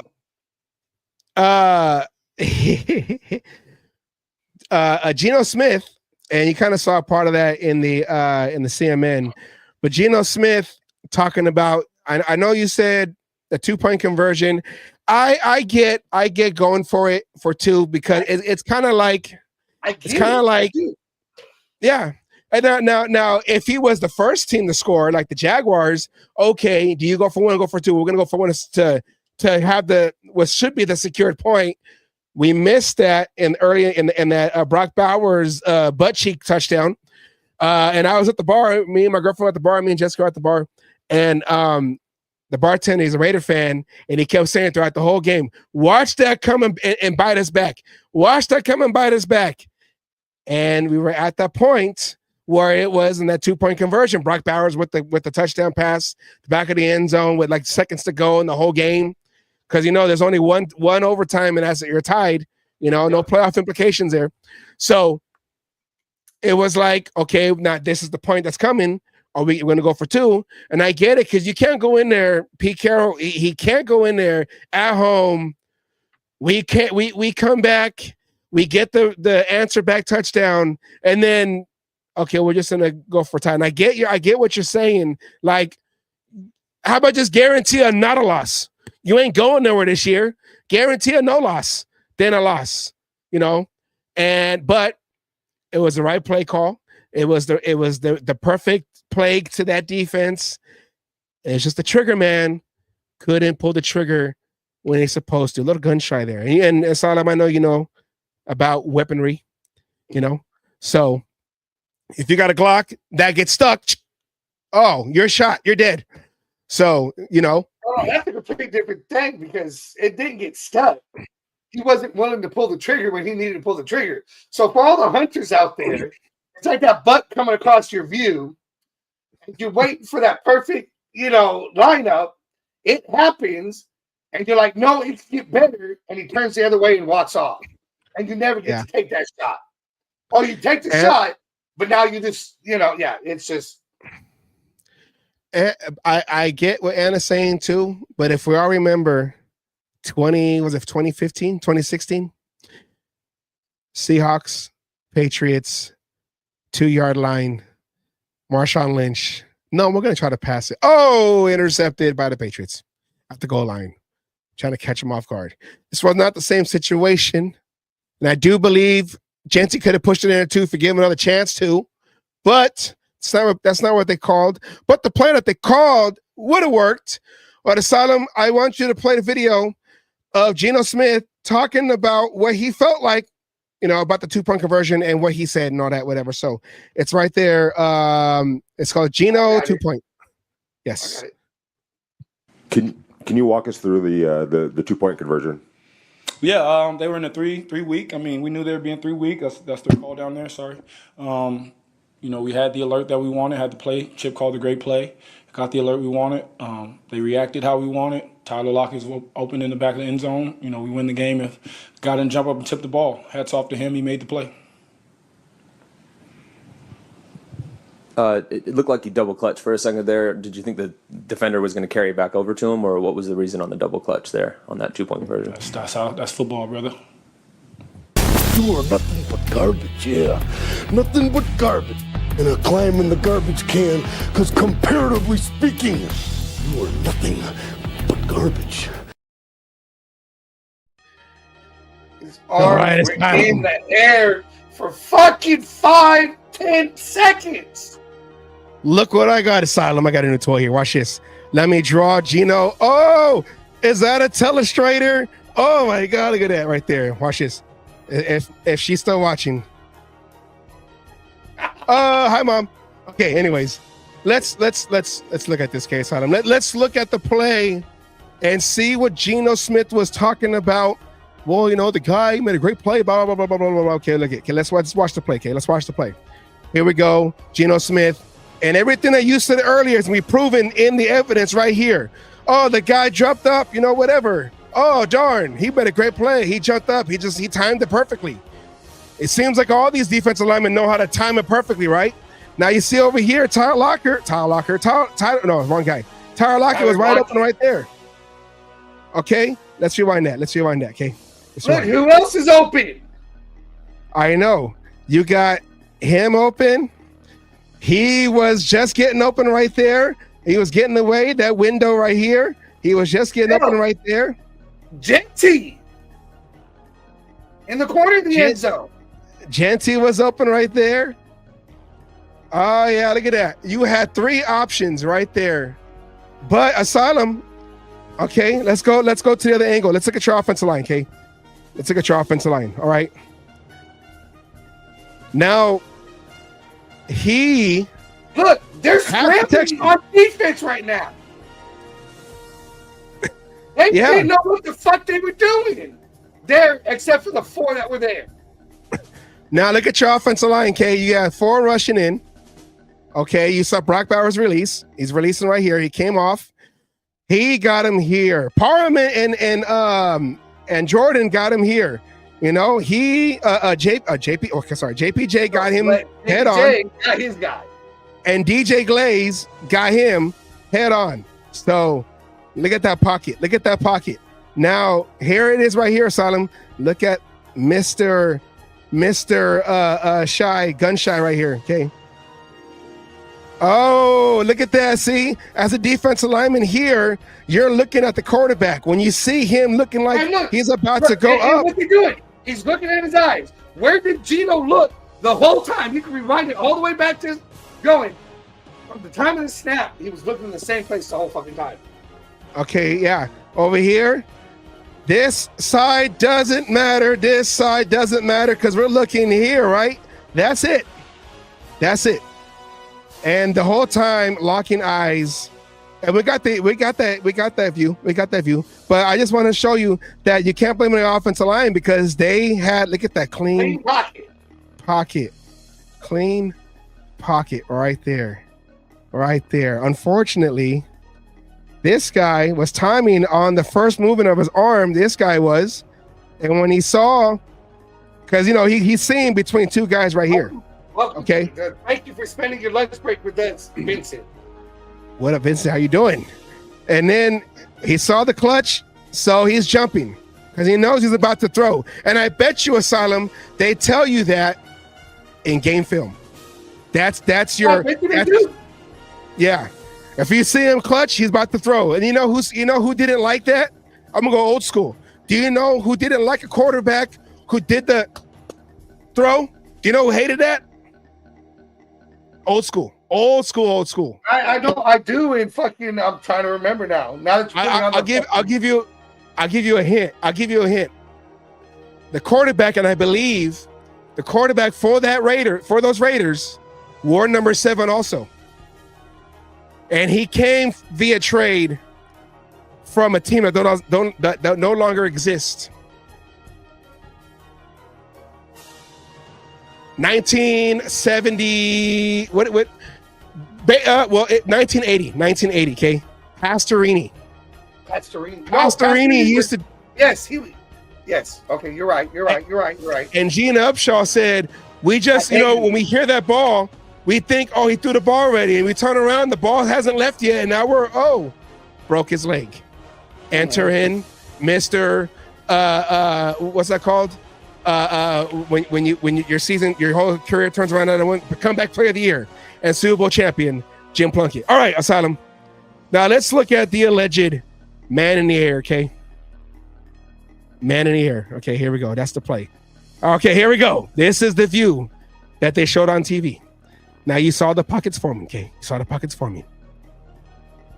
You got this guy, is Tyler Lockett. He's going to come and he's going to just somehow, some way get past this guy and this guy because they're trying to defend this right here, okay?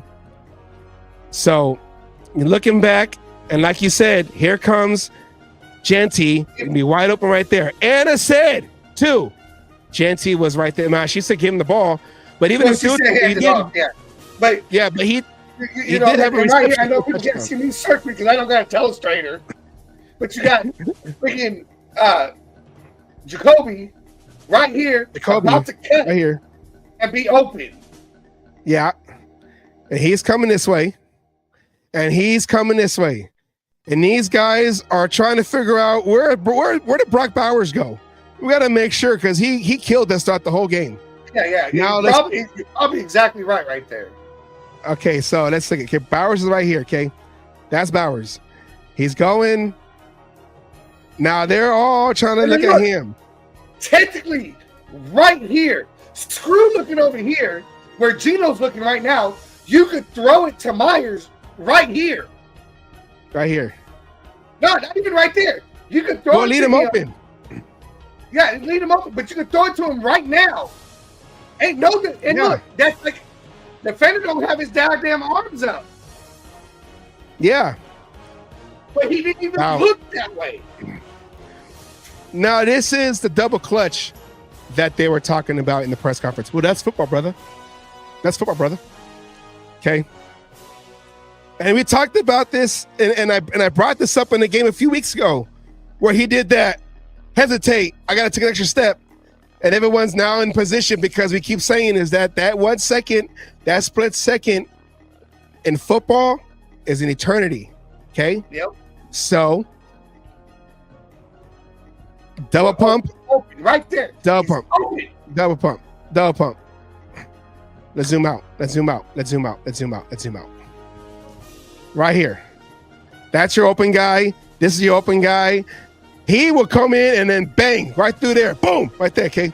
I gotta do my John Madden. And especially after what we said about Genty. Yards after contact. Yeah. You think that guy's going to stop him one man right here? You think he's going to stop him? No. But like you said, Asylum, okay, let's rewind real quick. We'll finish after this. Okay. Let's rewind. Hold on. I went too far. There we go. Okay. Now look, Asylum, you said it. We say it all the time. He glances here for a second, but the routes are not developed yet. They haven't even got to the first cut. So now, oh, never mind. This side of the field does no longer exist. So we're not even going to go here, okay? This don't even exist anymore, okay? We only play half a field, okay? We're doing backyard, okay? We only got a little 3 feet by 5 feet backyard, so we're not going to look over there, okay? That's how it don't matter, okay? We go back to pass. So now, even though they see his eyes are looking this way, Lockett somehow squeezes by, and no one sees him, okay? No one sees him. No one sees him. But remember, okay, this side is still doesn't matter, okay? This don't matter. It don't matter. Okay? Because as you can see, he doesn't look that way, okay? But that double pump. Oh. Double pump. Look, I mean, double pump. Even at the point, look, his arms are when the guy's arms are up, he double pump, guy's arms starting to come up. They're up in the back. He could stop the throw at this point. Yeah. He could stop it at this point. He is not moving forward. And the whole time in that forward motion, the defender's arms are up in the air. You know what Gino's doing here in the pocket? Suavemente, besame. Yo quiero... Okay, no. No, so anyways. He's panicking. But look, Yeah, and that's the thing, you know. And I know Peggy says you can't you can't lose a game off of one play, but you can win a game off of one play, and that's the final play. Because I remember that argument said by a certain other fan who didn't like Derek Carr and compared it to basketball, even though the court is smaller than a football field. You know, there's no. Anyways. Vincent, to answer, hold on, before you play forward, to answer your question, Vincent, they save money, yes. If they cut him now or at the end of the season, it doesn't matter. He makes the same amount of money if they cut him now or at the end of the season. Yeah. Continue, sir. So, and it's plays like this, and then when you ask him, I don't know what irritates you more, Asylum, is the play on the field or the explanation of the play on the field. Well, that's football, brother. You didn't answer my question. That irritates me more. Again, Geno Smith's goddamn press conferences could be the same as I just said for Pete Carroll. Talking out of your... Like Peggy was saying, as we were talking about with Brendan Carroll and everything else, he has nothing to worry about when it comes to his job. JPJ's doing his job, trying to do what he fucking can, right? But he's got to worry about his job. Yeah. But Geno Smith, since game one, has led the league, or now tied the league in interceptions, and not once does he have to worry about his fucking job.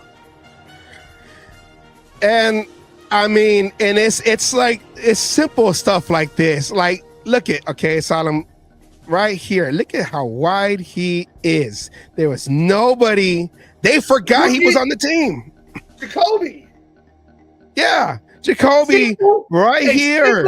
An easier throw is to Jakobi, and guess what? It's right down the middle of that fucking hole. Look at that window right there. Look at that window right there. Hold on, that's a bad window. Look at that window right there. You know, you got your window pane right there, and then you got your, you know, whatever, and then you could do a little sunshine right here, you know, because it's like so wide open, you know, and then you got the bright, you know, make sure you got your curtains right there, and, you know boom, you know, right through the window, the Jakobi Meyers, and that could have been a touchdown. Game over. 2-point conversion is good. Unfortunately. And you can even put on there, Raiders win. Raiders win. I know that's bad handwriting, but whatever. So, you know, Geno Smith, they called you out on it. Well, that's football, brother. Yeah, well, apparently we know more football than you, because why are you going to throw it to a wall? That's not your first time doing it. Jakobi has right there. I'm sorry. I feel Jakobi is more open than Tyler Lockett. And yeah, and like you said, you can sidearm sling that, okay? You look this way, okay, peripheral. I know your peripheral is a little bit, you know, tunnel vision because of your helmet, but when it's Geno Smith, your peripheral is tunnel vision. Hold on. That's how tunnel vision you are. If he was it now, right, into where he's at, since Geno Smith underthrows receivers, it would be right in the breadbasket of Jakobi right there. Well, look at Kate. Goes back to pass. Let's just count, Kate. 1, 2, 3. I'm pretty sure these are 3-step drop routes. I'm trying to, and I am too. I have him in my other league, and I know he's only projected in my other league 4 points. I guarantee he's going to put up 15. Oh, yeah, see, of course he is, because they got a quarterback and an offensive coordinator who is the head coach that's going to know how to figure out how to make plays for Troy Myers. I'm pretty sure he's writing playbooks. When they got the trade done, you're not going to trade the Raiders. The Raiders are not going to trade Jakobi to have him play against them right away. They waited. Okay, we'll just, of course, or maybe let's kick the tires. Let's look at him face to face. Yeah, you know what? I think, yeah, okay, we'll finalize this after the game. Just don't get hurt. Okay, but like you said, yeah, Asylum. Myers, right? Look at, okay, throw it right there. No. And, if you look, threw it right there, at that point, sling. He's done. Sling. The defender that's on him right now, done. He's out of the play. The guy in the back, did not have enough time to get there to even break up the play. Yeah. Not He enough was time. already breaking off. He's reacting to something else. He was already free. And right there, okay, you throw the ball there. If you're actually looking and scanning through all the field, you know, you have enough time to do so. You have a pocket, but you don't move your head. You don't move your head. You just kind of everything is in that corner. Lockett. Why? Because Lockett's his boy. I want to make sure he gets the game-winning. It's almost like this play was designed to make Lockett look good and have the whole reasoning on why we signed him. And I'm pretty sure that was the case. Like, see, we got to replace him, but look at that, okay? Look, dude has his arms up and decides to jump while the ball is still behind his head. Okay, look at right here. Tom Brady would already tuck that ball.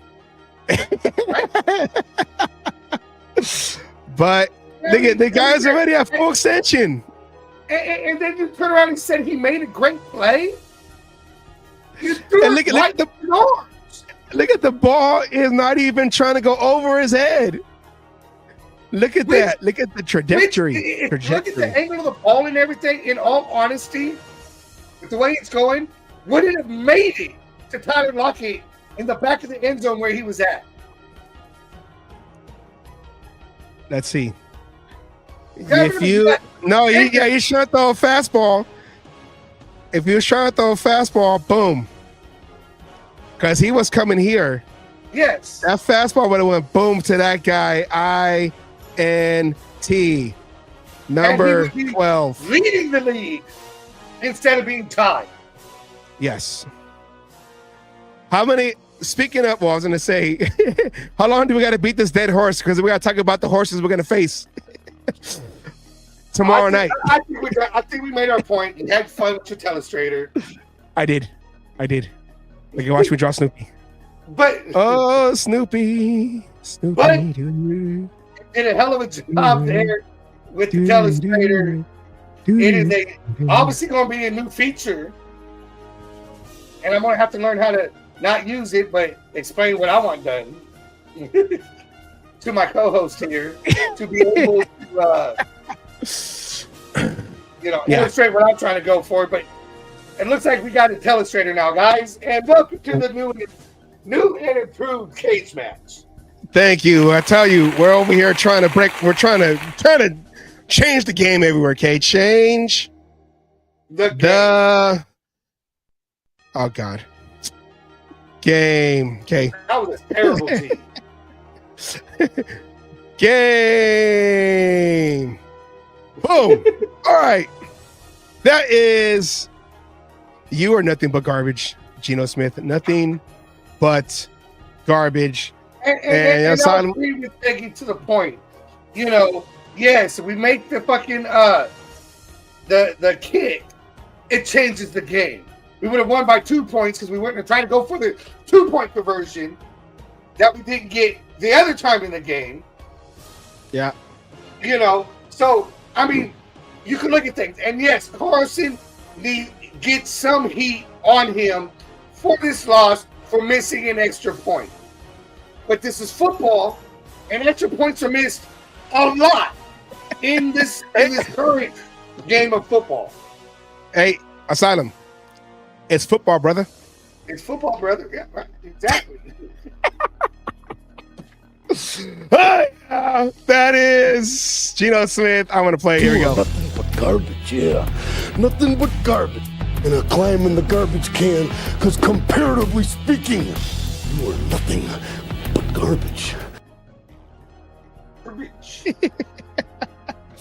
Oh, yeah, I love it. I love it. We do things on here. We do great things on here. Trying to change the game. I gotta watch my impersonations. Okay. Let's stop this music here before we get some kind of a copyright infringement. All right, Asylum, I think is that it? Oh, no. Asylum, before we go into the Bronco game, I don't know. I guess we can still do it at the end of the show because we're switching gears. So we're gonna wait on the fantasy I don't know if he's in the chats. I don't think he's in the chats yet, but Arcadio helped make the intro for the Fantasy Football League. But we'll get into that. We'll go into the end of the show. Okay. Let's switch gears. But let's switch gears this way. Hold on. I'm looking for the videos. Okay, let's do it like this. It's football. I don't feel good about it. Let's do it like this first. Like this. Hello, everyone. I get to do the shameless plug too. Make sure you like, share, and subscribe to the Cage Match Show on YouTube. And hit that bell like you want to hit Roger Goodell for messing up our favorite sport. And also, help me out by going to w.gg. Put Cage Match in the discount code box and get 10% off your order. Get that energy like me doing all these segments. Back to the show. Oh, he glitched there. I was going to say, No, go ahead. Never mind. Silent Burgundy got it. Never doubt a Silent Burgundy. And, well, we got to explain it a few more times, and then it'll go to his desk for him to say it the Burgundy way. But because we're still learning all the new, the new nuances of this trip, right now. Captain was, I think he was supposed to be interviewing Jeff Barnes and Anitha. It's still happening. Yes. So, but let's talk about this real quick. Asylum. I don't know. Sorry. The 11th annual Raiders Legends, it's Raiders Legends Cruise for a Cause. You're right. Set sail. This is not Raider put on by the Raiders. This is put on by Jeff Barnes and Anitha Barnes. Yes. Raider Legends. Having Raider Legends for the Raiders Legends Cruise. Yes. May 15th to the 18th next year, 2026. Long Beach, it departs, sails off to Ensenada, Mexico. You got your weekend right there. Raffles, auctions, and contests, autographs, and photo opportunities with Raider greats. And just like it was on there about the W, same code applies here. Okay, use the promo code Cage Match in the notes section when booking. Asylum, take over from there. Oh, yeah, just put a Cage Match. The more you double clutch like Geno Smith right there, okay? I need you to throw that ball. You threw me for a loop. But you know what? Unlike Geno Smith, I'm able to fucking take over and still make it work. Put a Cage Match either in the notes if you're booking by yourself. There is the information. You call Ericka Stevens right here, or go to her Gmail, send her an email at etravelsforyou@gmail.com and put Cage Match in your communications. And the more rooms we get booked, the more legends get to go on the cruise. Mm-hmm.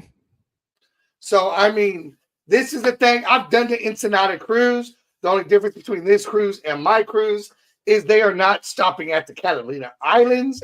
But I'm and there are no Raiders. Huh? And there were no Raiders on it? Oh, there was no Raiders, yeah. But, when it comes down to it, I mean, this is an event. And to answer Jessica's question, I am trying to make sure I'm going to be there on this cruise. Yes. I know a few others who are trying to go. And then you see here at the bottom all the people being a part of it and trying to go and get in there. It is going to be a hell of an event. I mean, to be able to sit there. And remember, right now, if you put a deposit down, it's a $100 deposit on your room. Then you have to put another payment. I believe that's in January, and then finish off by March to pay it off. To go to this, and the first 20 people to book a room are entered into a raffle in order to have dinner with a Raider legend. Yes. So make sure, okay, our code, because our code helps them out. They can get another legend to come on, okay, because this helps with the available rooms for these legends to come in and stay. So if we can get a full roster of all Madden players, that fits all Madden because Madden was the coach, all Madden player. Oh, yeah, whatever, from many different eras, okay? And get to know them, okay? If you watched our episode last Wednesday, we got to know Jeff Barnes and me and Asylum having the Hayward connection to where Jeff Barnes was raised.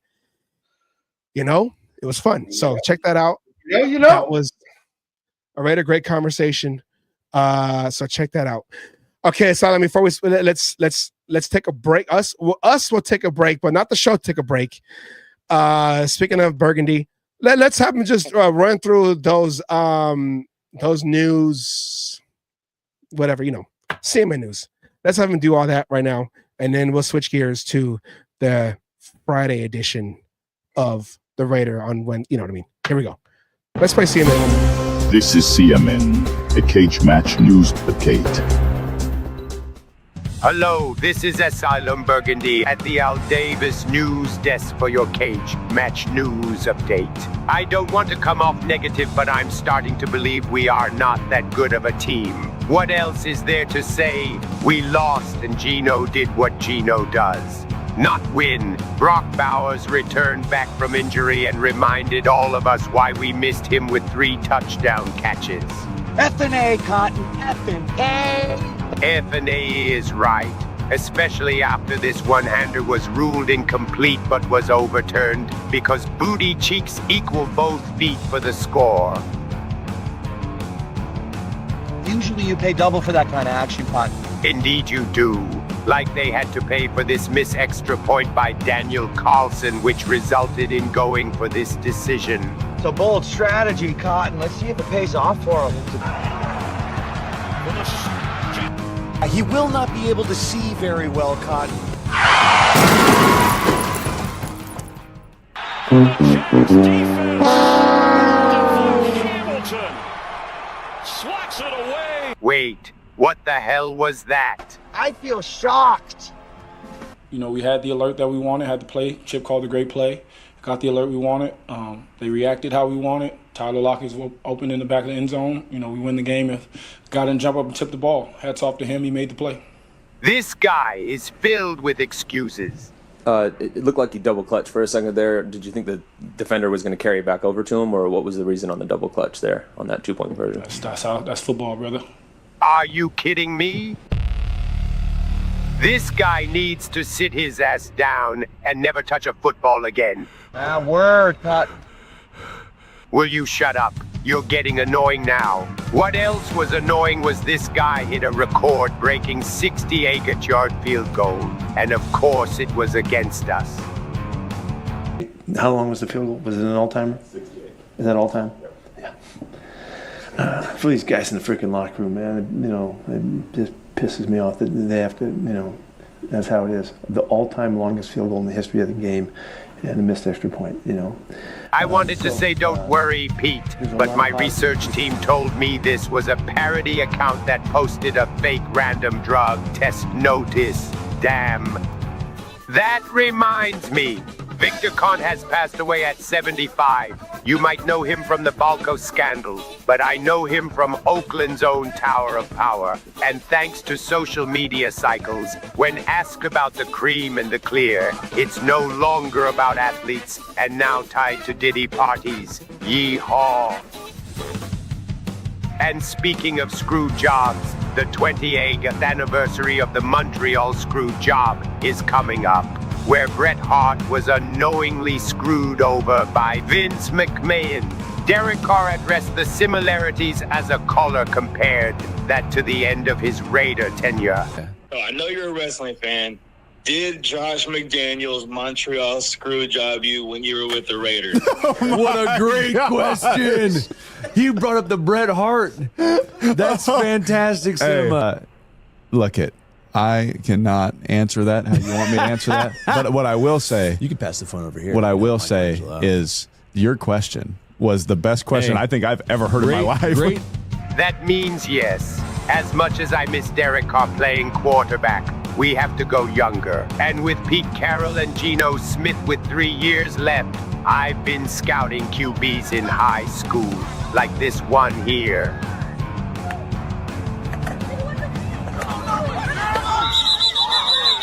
Hey, at least he'd be ready for our offensive line. And finally, the trade deadline ended, and once again, the Raiders were only sellers as Jakobi Meyers was sent to the Jaguars for a 4th and a 6th picks in the 2026 draft. It sucks, but we were ready. The Jets, however, surprised their fan base before the deadline. 2 first-round picks being sent to the Jets for Sauce Gardner. Do you think this is a reach for the Colts? A reach? This is robbery. I mean, my gosh, not only are you getting 2 first-round picks back, you're giving up an enormous salary. Makes sense, but what about the children? The Jets traded Sauce today. To where? To where? No, it's okay. It's okay. I'll get you a different one. He went to Indianapolis, and they also traded. They also traded Quinn Williams. I placed that video. He did, but so did Sauce. No, I don't like the Jets. That did Quincy leave? No, Quincy's still there. I'm taking down all the Jets stuff now. No, it's fine. It's okay. I like the Colts now. Guess what? We got. Oh, somebody, please! They got the children. Forget the children. We gotta prepare for a game Thursday night. Go Raiders. You know what? I didn't realize it at first, but Pete Carroll did it again in this press conference and put the blame somewhere else instead of on Geno Smith. The missed point, the missed extra point. Yeah. Yes. Again, we're putting it there too, but that was taken care of earlier in the game, and we're still putting the blame. You can blame that, but you have to put blame on the loss on Geno Smith as well. 2 people deserve the blame: Carlson and Geno. Yes. And you know, like it's a play. You can't win it. How was it? You can no. You can't win a game off of one play. No, you can't lose a game by one play, but you can win a game by one play. Yes. You know what I mean, Kate. Dyslexia is strong, but we push through. Okay, Salam, let's talk about this game coming up tomorrow night, man. Okay, tomorrow night. That's quick. I know. We lost a game and a receiver to the same team, and now we're out here trying to figure out another game on a very, very short fucking week. Yes. And you know, it's what they do, you know. Oh, you had a bye week. Yeah, so you can play right after that. Okay. I guess you have a bye week, so you have enough rest to do 2 games in 5 2 games in 5 days. So let's look at that. They give you the bye week and then throw you into a Thursday game. Yeah. We don't have a after intro for this one. We're just going to continue on. So let's look at the history of Salam. You know, we got that long history when it comes to, I'm trying to find it. There it goes. When it comes to the Broncos, because of course, you know, we have them in our division. And as of right now, they're leading the division 7-2. So 7 wins, 2 losses, first in the AFC West. And we're kind of flipped 2-6 because they haven't had a bye week yet. 4th place, holding up the league or holding up the division. We're the strongest team in the league. We're holding them up. We are the strongest team. Don't mess with us, K. You don't mess with us, K. We had that long streak, Asylum. We had the long streak. If I remember correctly, it was 8 games, right? Yes. And then last year we lost it, got swept. Of course, remember we started off playing Denver on the road, and then there was that 99-yard touchdown that was supposed to go to Brock Bowers, and it just wasn't thrown high enough. And I know his name. I can't remember his name right now, but he took a 99 yards all the way down the sideline, and that was basically our season. Sertan the second took it down the sideline, 99, basically like 99 and 0.9 yards. 99 yards. Yeah, it was. Yeah, technically he was in the actually. I wouldn't be surprised if he got credit for 100 yards. Yeah, it was that. Yeah. It was that. Yeah. And we need to get back. Okay, we need to get back to that. That dominance over the donkeys. Yeehaw! Okay, let me go back. So I'm looking at these numbers. I mean, I know And then we got the all-time series league 73, 56, and 2. But they are playing very well. We're gonna look at these numbers soon. But yes, they are. Come on, Asylum. You gotta have at least one team that you got the number 2. It used to be the Chargers, and then Tomlinson took over. And ever since then, it's just been back and forth, except for last year, where we got swept by the whole entire division. I mean, we do you believe that we can at least put our, like the dominance over the donkeys? Can we do it? Can we start tomorrow? I don't think you want me to answer this because the starter's going to be Geno Smith. And there's my answer. Our Gardner Minshew is Geno Smith. Now I kind of miss Gardner Minshew. Okay, Asylum. Let's look at this. Let's look at these numbers. All right. Okay. The Raiders offense, they on the ground, I mean, overall yards, 283.3 yards, total offensive yards. Oh my God. 30th. Okay. I'm good now. 89.1 of that is on the ground, 29th, 194.1 is in the air, 24th, and 16.5 points a game is 29th. So basically our offense is a doo-doo. Our defense, however. Last year. I know. Is Getsy still calling plays? I don't know. Give me back. Bo Hardigree and Aiden O'Connell. That was the winning combination right there in the last 5 years. Okay. Apparently, you know what? Apparently, you are correct. Which, what was it? 2 weeks ago, Bo Hardigree took over the play calling duties in wherever the fuck he's at right now. Tennessee. Damn. I think we missed out there. Yep. Raiders defense 333.4 total yards they give up, which is 19th, low medium. Rushing yards a game they give up 109.4, 16th medium. Passing yards 224, 21st low medium. And points per game 26.3, which is low medium, 23rd in the league. The Denver, now look at K here. Here's where it gets crazy. Like you try to put lipstick on a pig. Well, no, I was gonna say what's one for the horse? I don't know. Okay, have a good night, Mom. 347.3 yards a game that the Broncos gain on offense. 13th, high middle. 133.6 of that is on the ground. 7th, very high. 213th is in the air. 17th, 17th, which is not bad. 25 points they score even, which is 14th. Yards a game that they give up, 279.9. Third in the league in defense on that one. They are 8th on the ground, 93.1 they give up. They are 6th in the air, 186.8 yards in the air they give up. And they only give up 18.4 points a game, which is 4th. Assad, I'm looking at these numbers. Do you believe? We're fine. Trap game. You said trap game. No, okay, don't do this to me. You said trap game. I said that. Well, I said the possibility. I've heard Denver fans who I work with calling it a trap game. But by those numbers, we're fucked. And by who I know the starter is going to be, we're doubly fucked. You know, they should do like in the NBA and load management. You know what, Gino? Just sit this one out because you just got them playing on Sunday. Let's have you sit down on Thursday, and then we'll have one of the young guys, Aiden O'Connell. I have yet to see Aiden O'Connell activated off the IR. Okay, that's why I went. Hold on, wait. I knew it. I have it. I have a good one. I have the good one. Don't fret. We out here. Okay, it's right here coming up. It's loading. There we go. There's the updated one.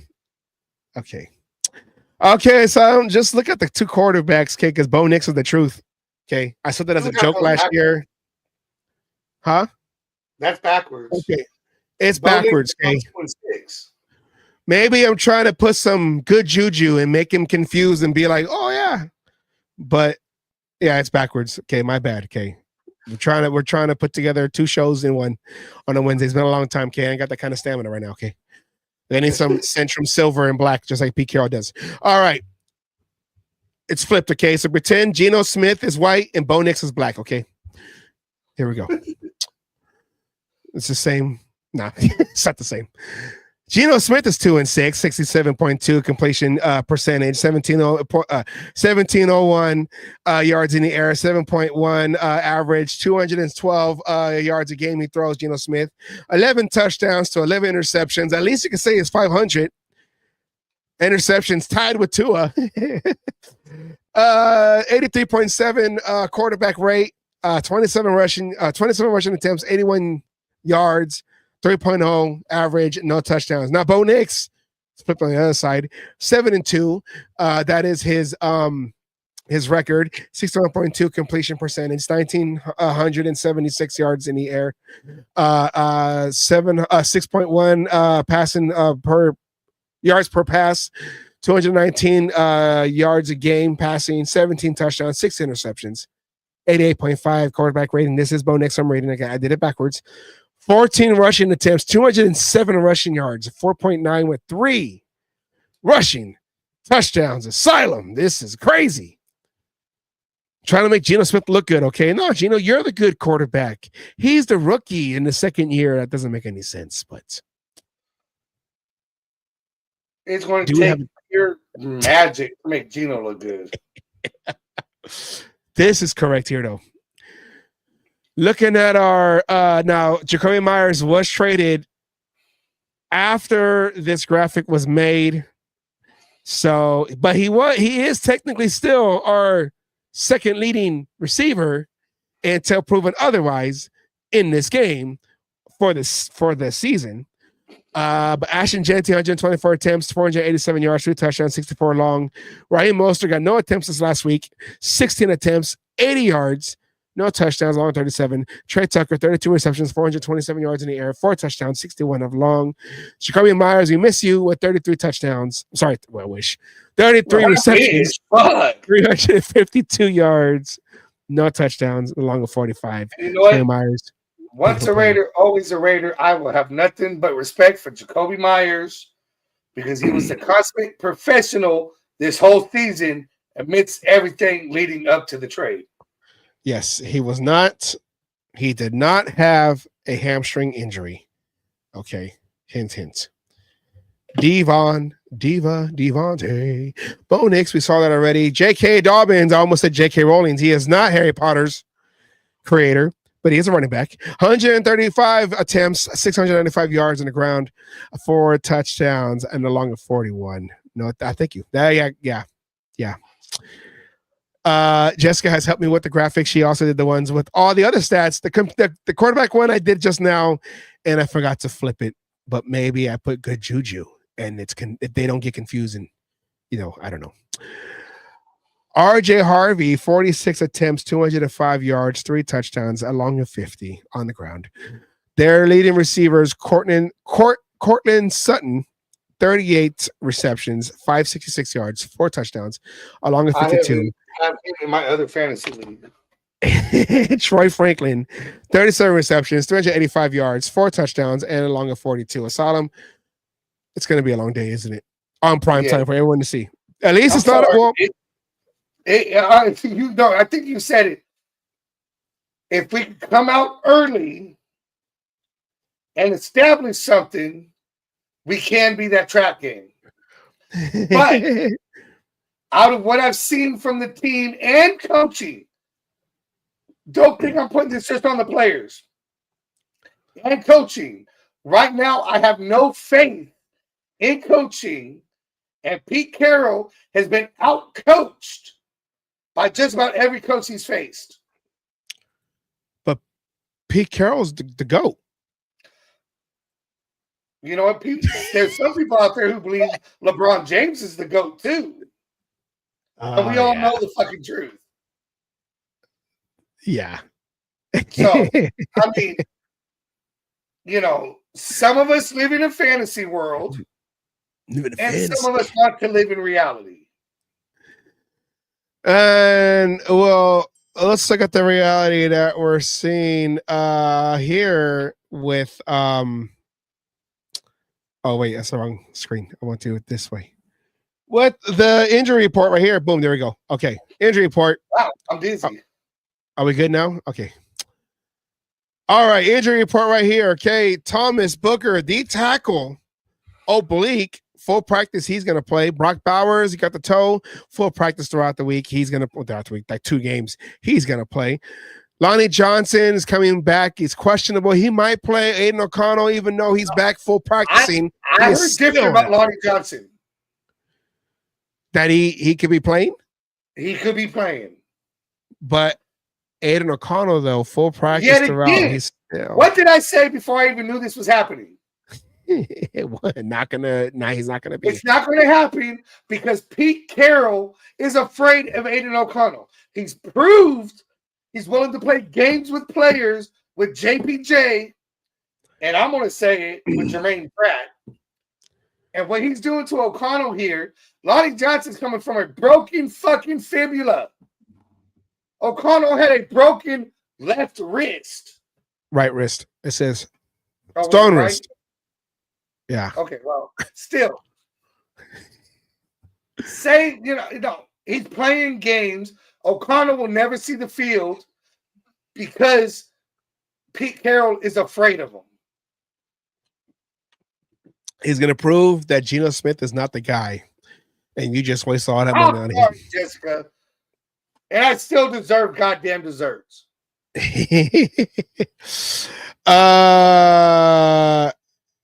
on, I got to retweet. Okay, no retweet. I mean, respond to this text. Okay, yes, I do want that's for dinner, Jessica.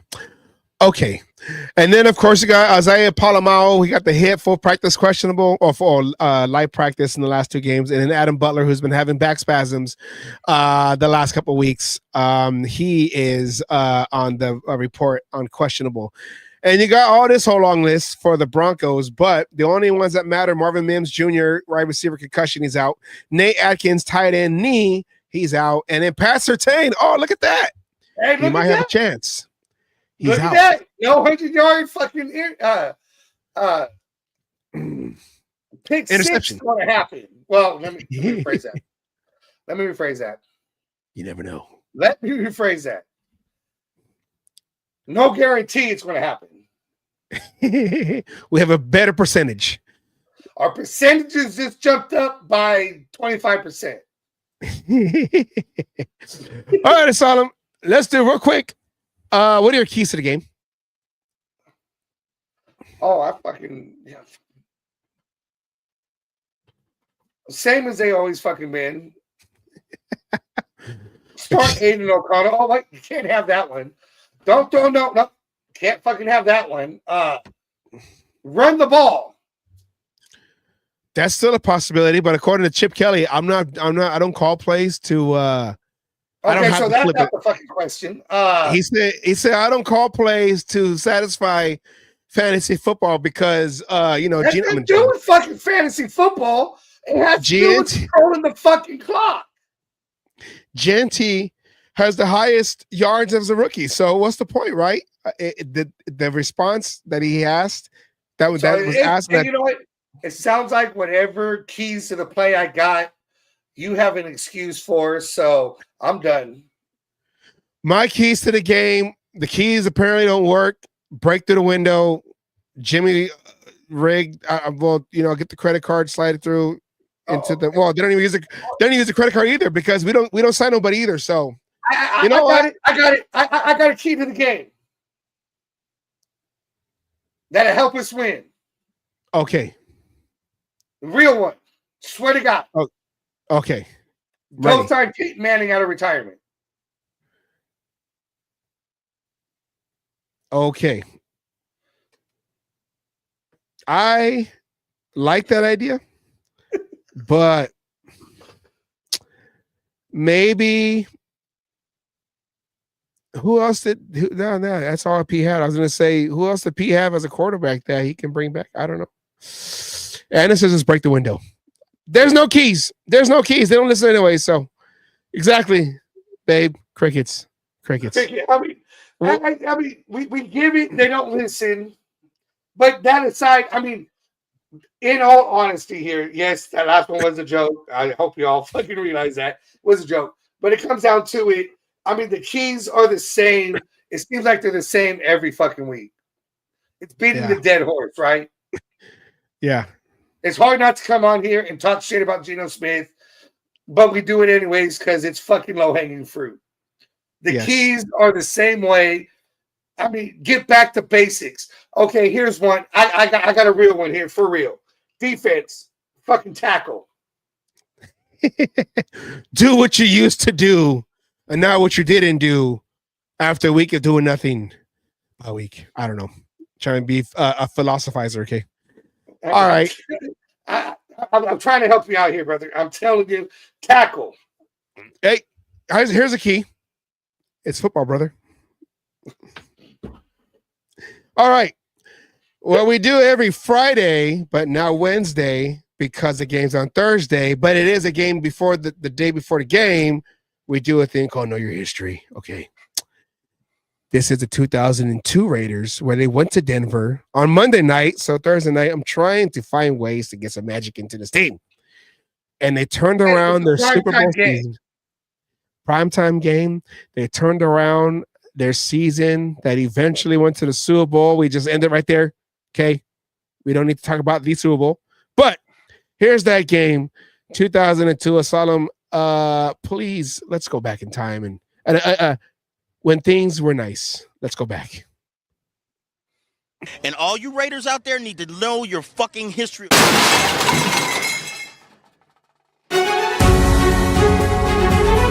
Fall telecast, which means they got this thing all worked out. Al Michaels, John Madden wearing the vintage gold jackets. Had those long before the real estate geeks broke them out. Bill Romanowski, he's back, and Jerry Rice, always good on Monday Night Football. A legend.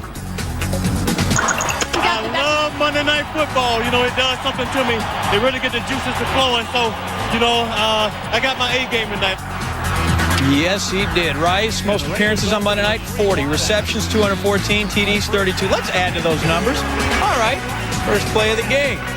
250th consecutive game with a catch for Rice, just extending his own record. Later in the first, 3-0 Raiders. Brian Griese, over the middle, deep in his territory. 98 yards the other way is Rod Woodson. Now, the guy has sprinter speed, but at 37, he's getting up there. Somebody threw a refrigerator on his back around the 20, but he gets into the end zone to make it 10-0. Take another look. On his own, 2 steps in front of Clinton Portis, and off he goes, which is 12th career interception return for a touchdown. He also has that NFL record. Look at him. Thin air. Gasp. Need to have air. Still in the first, Broncos down 10. 3rd and 2. Griese deep. Shannon Sharp makes a sweet play on this ball, but the refs say, incomplete. Mike Shanahan going to challenge. He's got the little red flag. He throws it. Let's take a look at the replay. This is what they saw on the peep show. Looks like he makes the one-handed grab from that angle. Down he goes. The second angle, maybe he didn't have possession. It is ruled incomplete. They stay with it, but Shanahan doesn't agree, and Shannon was done. Sharp leads the game with a partial dislocation of the right elbow. Talk about pain later in the second. Gannon going to buy some time. He's looking for his man Charlie Garner, and Chasmo has gotten behind the secondary. The chuck wagon rolling down. Had 7 catches in this game. Raiders ran for just 27 yards. Why? Because Gannon could throw it. Jerry Rice hauling it in. 2-point conversion is good. 21-7 Raiders. How about Rice? 200 career TDs. First player in NFL history to go for 2 bills. Gannon, hot in the first half, 16-17, and in the third quarter, well, then he finally warmed up. Gannon to the chuck wagon. Good for 5 yards. 2nd and 5. Ty Wheatley will get a little of that. He had 3 catches for 12 yards. It's a first down. Gannon finds Rice. Rice had 9 catches in this ball game. Another first down. Got by that yellow line. Rice, 7 more. How about we try it again? How about we go to, Rice. 12 to 80. That works. Same drive, 2nd and 8. Now, the Raiders did manage to mix in 1 run on this drive. Greg Jolly caught one. Roland Williams. We have a Roland Williams sighting for a first down, thank you. 1st and 10 on the 42. Garner just standing there. They like to call that the safety valve. Gannon, Tim Brown. He's now 9 for 9 in this drive. About time Tim Brown got in the action. Brown again, just a couple yards, but that's 10 in a row on the drive for Gannon. One more time. Jerry Porter over the middle, 6 points. Gannon, 11 of 11 on the drive. Raiders lead 27-7. This is a whooping at this point. Gannon, one more to Garner. 21st straight completion for Gannon, a single game record breaking Kenny Anderson's mark of 20. Later in the drive, 2nd and 10, Gannon. How about that? Up top to Jerry Rice. Gannon finishes 34 of 38, 352 yards, 3 TDs, 34-10. Raiders walk. Just to review again, Gannon, 34, 38, 352, 3 scores, 7 300-yard game of the season. Rice also breaks Walter Payton's all-time mark for all-purpose yards, 21,817. First time Mike Shanahan's lost to his former employer at home, 7-1, still 12-2.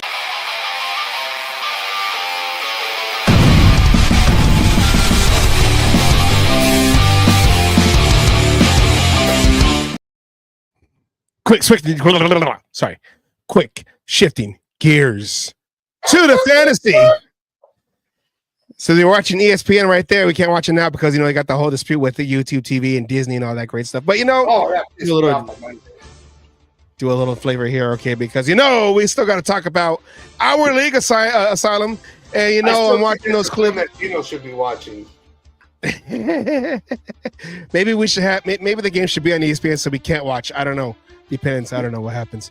But looking at those old clips, man, of the Raiders, it just makes me mad because we haven't seen anything like that in a long time. Then Derek Carr came around. Then we started seeing it in 2016 and in 2021. But yeah, it's just been nothing for the last 20 years. All right, speaking of nothing, I lost to Jeff, Mean Machine, 132 to 128. And it's been one of those weeks where if you just had one guy perform, just one guy, no. Close game alert. Asylum beats Holy Roller. You beat my girlfriend, man. You beat all the women, okay? What are you doing? 124 to 108. If I could do a Trump impression, I'd do it for you right about now. You can't stop. No, okay, anyways. All right. Pig is on a 2-game losing streak because bang, the other gang, Arcadio, beats him 143 to 105. Hey, I'll admit, that was a good old-fashioned ass whooping. That was Pig. He had the lead, but now, all I have to say is I started that downfall. You're welcome, spoiler. Asylum playing spoiler, but hey, he could be the one at the end of the season hoisting that belt. I think 3-game win streak going. Look at that. It could happen. The next one right here. I just learned to foosball, which is my friend Edward beats Anna 103 to 80. And I don't know, Asylum. I feel like I'm going to call it right now, and I'm not going to like it. I feel like this league is going to be down to 2 people, and that is going to be Arcadio and Edward. And those are the 2 Niner fans. Those are the 2 Niner fans on that one. All right, I'll make it a comeback. You just want to gloss over me like I ain't shit? I don't know, man. And the game of the week, I'm going to say it here, was, you got Mad TDs and Raiders stage. We're talking about, what is that? Less than 0.2 points right there to win the game. Yeah. That was the game of the week. That came down to, people were biting their nails. Hell, I'm sure both those coaches there were biting other people's nails. Yeah, and my sister texted me, Raider Stitch. She said he didn't even have his quarterback playing. And all she needed... To be fair, she did have a player that put up a whole big old goose egg as well. Adunze. She goes, if he would have had just one catch, Yep. I would have won. And I feel, but you know what? My sister doesn't quit. She's still making moves and everything because you know what? It's still not over. Before we show the standings, let's look at the preview coming up this week. Week 10. Asylum, can you believe it's already week 10? How long will I be able to keep this belt before it has to be given to the first ever winner of the Royal Fumble? I don't know. Looking at these numbers, Asylum, let's look at the preview of this week. Bang, bang.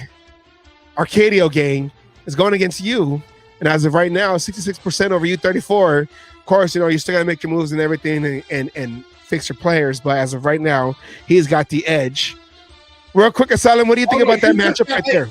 You took that late because I guarantee those numbers are not the same. I did. Took that like. You said it's between Ed Wardle and Bang Bang Niner Gang. Yeah. And after this week, and I said it, starting with Pig's Pig, after this week, you might be singing a different tune. Well, I'm just saying, I'm just going by how weird this league, how weird this season has been. Watch the two Niner fans be fighting for the belt on a Raider podcast channel. Can you believe that? It could happen. I don't know. Don't put that bad juju out there, but maybe I just did. I don't know. Holy Roller, 66% over. I just learned foosball. That's what I did. The spoiler could be the one to hoist the trophy in there at the end of the season. No, not the trophy. The belt. The belt. It is a trophy. Yeah. I was free wording it, Kay. I don't have a script. Discount double check right here, baby. Discount double check. Come down. All right. Holy Roller. Babe, I need you to beat Edward, okay? I swear to God. Swear to God. Even with those numbers right there, you got the shit going. You know, freaking Arcadio loses, and then Holy Roller beats Edward right here. It's a whole different fucking ball game. I need these. I need. Okay, come on. All right. It can't happen, but you never know. I get to face. Huh? Go ahead. Sorry. I was going to say here it looks like Pigs might get his momentum back. Yeah, I was gonna say I might be the bacon in this one because he got 60% to me, 40%. Pig's Pig has the edge over me. And as Angry Team 58 to you got mad TDs, baby. Angels team, he's been very even. His projected numbers have always been even. Don't sleep on him. Okay, the interim might pull an AP. No, the interim might pull. A Versace get you into the playoffs. Phantom whistle, and of course, I'm loving this right here. Raiders sticks. Let's go. Projected to win over the Mean Machine. Let's go. Come on, because I know couldn't this do number. it. My numbers are not what you see in there. Y'all are crazy if you see that's going. It's been changed since he did this. I guarantee it. But we got that going. Game could be anything. Here you got Edward. Right now, the worst goddamn odds on here to win a game.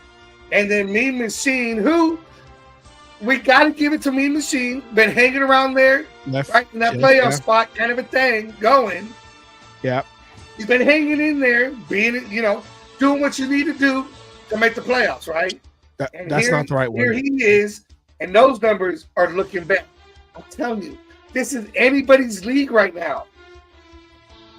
Let's look at those standings real quick. Okay, let's look at it real quick. Okay. All right, here we go. Okay. There it goes. All right, I saw him. Let's look at this real quick. All I have to say is you're welcome, Ed. Wait, where's my mouse? Okay. Oh my God, we're glitching. Hold on. Mouse, where'd you go? Down. There you go. Okay. Edward is not by himself. 6-3. Number one. Pig's Pig right behind him. Pig's Pig, Anna, Mean Machine, and me, and Bang Bang Niner Gang, all tied for second at 5-4. Asylum has been playing possum. A single win here by me could change the whole fucking game. Asylum has been playing possum this whole time with his impersonation of Muhammad Ali. He climbed up the ladder. You motherfuckers. Y'all thought I was out. No. Huh? Thought I was out. 4-5 can go 500 this week. Holy Roller, who had the fast, has Start. cooled off. Fast start has cooled off. I'm sorry, babe. Matt TDs is second to last, and my sister Raider Stitch, which I still believe in.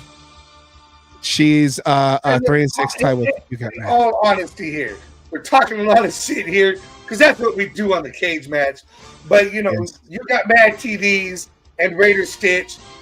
All they gotta do is get on a winning streak here and a couple of lucky games with some of these higher ups. Remember, you only got to make the top 6 right now to make the playoffs. You make the playoffs, you have a chance to win it all. I have seen the top team, hell, I've been the top team, lose to the worst team in the first playoff game and it get taken out. Don't think it's over. Just keep doing what you need to do and get those wins. That's what I was looking for. I was looking for this right here. Let's scoot out a little bit. As of right now, the 6 teams that has the seeds to go play for the belt in the Royal Fumble. I just learned foosball and Pig's Pig both have bye weeks. They got the number 1, number 2 seed. Yes. I've had the bye week bite me in the ass. I've had that bye week where my whole team fucking went off for no reason at all. Me Machine, I'd be facing Me Machine in these qualifiers basically, and Anna and Bang Bang Arcadio will be in it. So that's right now though. It's not final. We still got some weeks left. So you never know what can happen. Okay. Again, I'm definitely not getting no damn desserts. And that is your fantasy football review minute. I don't know what you call it. I don't have a name for it. But like I said, thank you to Arcadio. We have an intro. I'm going to play that one more time. Here it is right here. Let's close it out.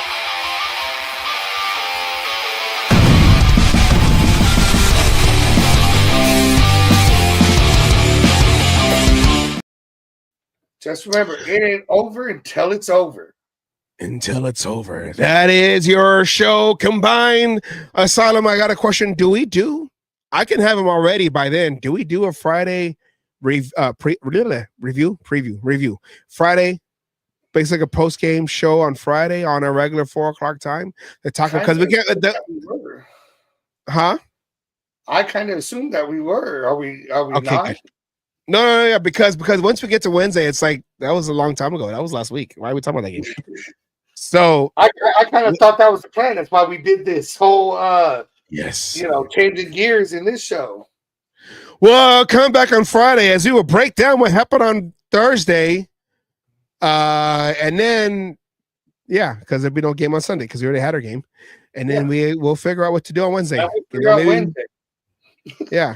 We got to figure out something. So, but come back on Friday and we'll break down the game on Thursday, tomorrow night. And hopefully maybe we can talk about a win. I don't know. We're just here. We're Raider fans. We don't not watch, but we don't say we lose. We're used to this.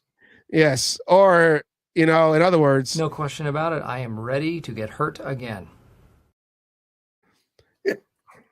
Or it ends up like this. Hold on. God damn it. Where'd it go? Wait, don't tell me you took it off. I did not take it off. Oh, if you're talking about what I think it's on. Take over, Monty. I'm in the bag. Me? We'll say it's a combination, One leads into the other. Maybe I'll make one for Geno Smith. It's football, brother. That is our show. Come back on Friday as we break down Thursday game, and we'll go from there. All right, Asylum, any last words or anything that you want to say? Because tomorrow is game day. Nope. You know what? I'm more focused on fantasy football right now. Doing what I can control, kind of. Hey, I got wins there. I'm doing better than my team. I do have to play GM. I play fantasy football. Okay, give me the money. I'll do something with it. All right, everybody, that's our show. You better GM the fucking the one we got. That is our show. Have a good night, everybody. Chewy's Raiders, what is up? Have a good night, everybody. We'll see you on Friday as we talk about the game on Thursday and so on and so forth. All right, everybody, Raider Nation. Peace out and see you Friday. Here we go.